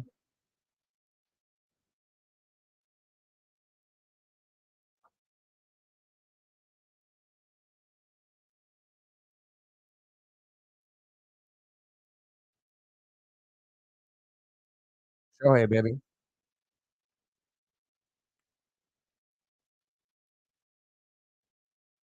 what a game! Everything worked out. It's always good when you can get a goat to come through like that. I owe him like 100 pictures and more good conversations, and it's always good when that happens. You start off with a dollar donation, and you just don't want to end up at zero on anything, and whatever happens happens, and then sometimes you get blessed, and it was fun. The Kraken ended up their losing streak. No one likes losing 8-9 in a row. We broke that 4-0. Backup goalie did great, Joey DeCord. So it's good to see him, get into the limelight over Grubauer because he's got an injury. Then we had Mr. Williams come in and show some mad love. So we got some Shohei Ohtani. And yeah, I'll definitely, I need more Shohei for sure. All the Dodger logos. And then, yeah, and then we'll figure out what we're going to do tomorrow. If we're going to do NHL, I'll do probably a poll and whatnot. But I appreciate everyone that donated, commented, shared. Matt, Mr. Williams, Megan, Sarah, everyone else. I appreciate you. Everyone watching on Twitter and X as well. And 171. That's a lot more than what we expected, right? We didn't expect to do 171, and you never know what's going to happen. So shout out to everyone that commented, donated, shared. Appreciate you, Mr. Williams, coming in at the buzzer, not only with a 20, not only with a 50, right? And not just that, but then also on top of that, doing 69 on top of that. Huge. Appreciate you very, very much, everyone. You guys are amazing, and we'll be back tomorrow. We'll grind it out, either a couple videos or an NBA or NHL stream, and then we got the Raiders and the Chargers on Thursday. I'll look for NBA or NHL on Friday. Broncos and Lions on Saturday, as well as Boise State and UCLA Sunday night football. Monday, Eagles and Seahawks. So it'll be pretty fun. And then we got Jags and Ravens on Sunday night. So it's a fun little stretch. But I appreciate you guys very, very much. And I got one question for you. We know talk sports like us. The boy Ryan, Northwest Sports Fanatics. Matt, appreciate you for filling in. And I'll be back very, very soon.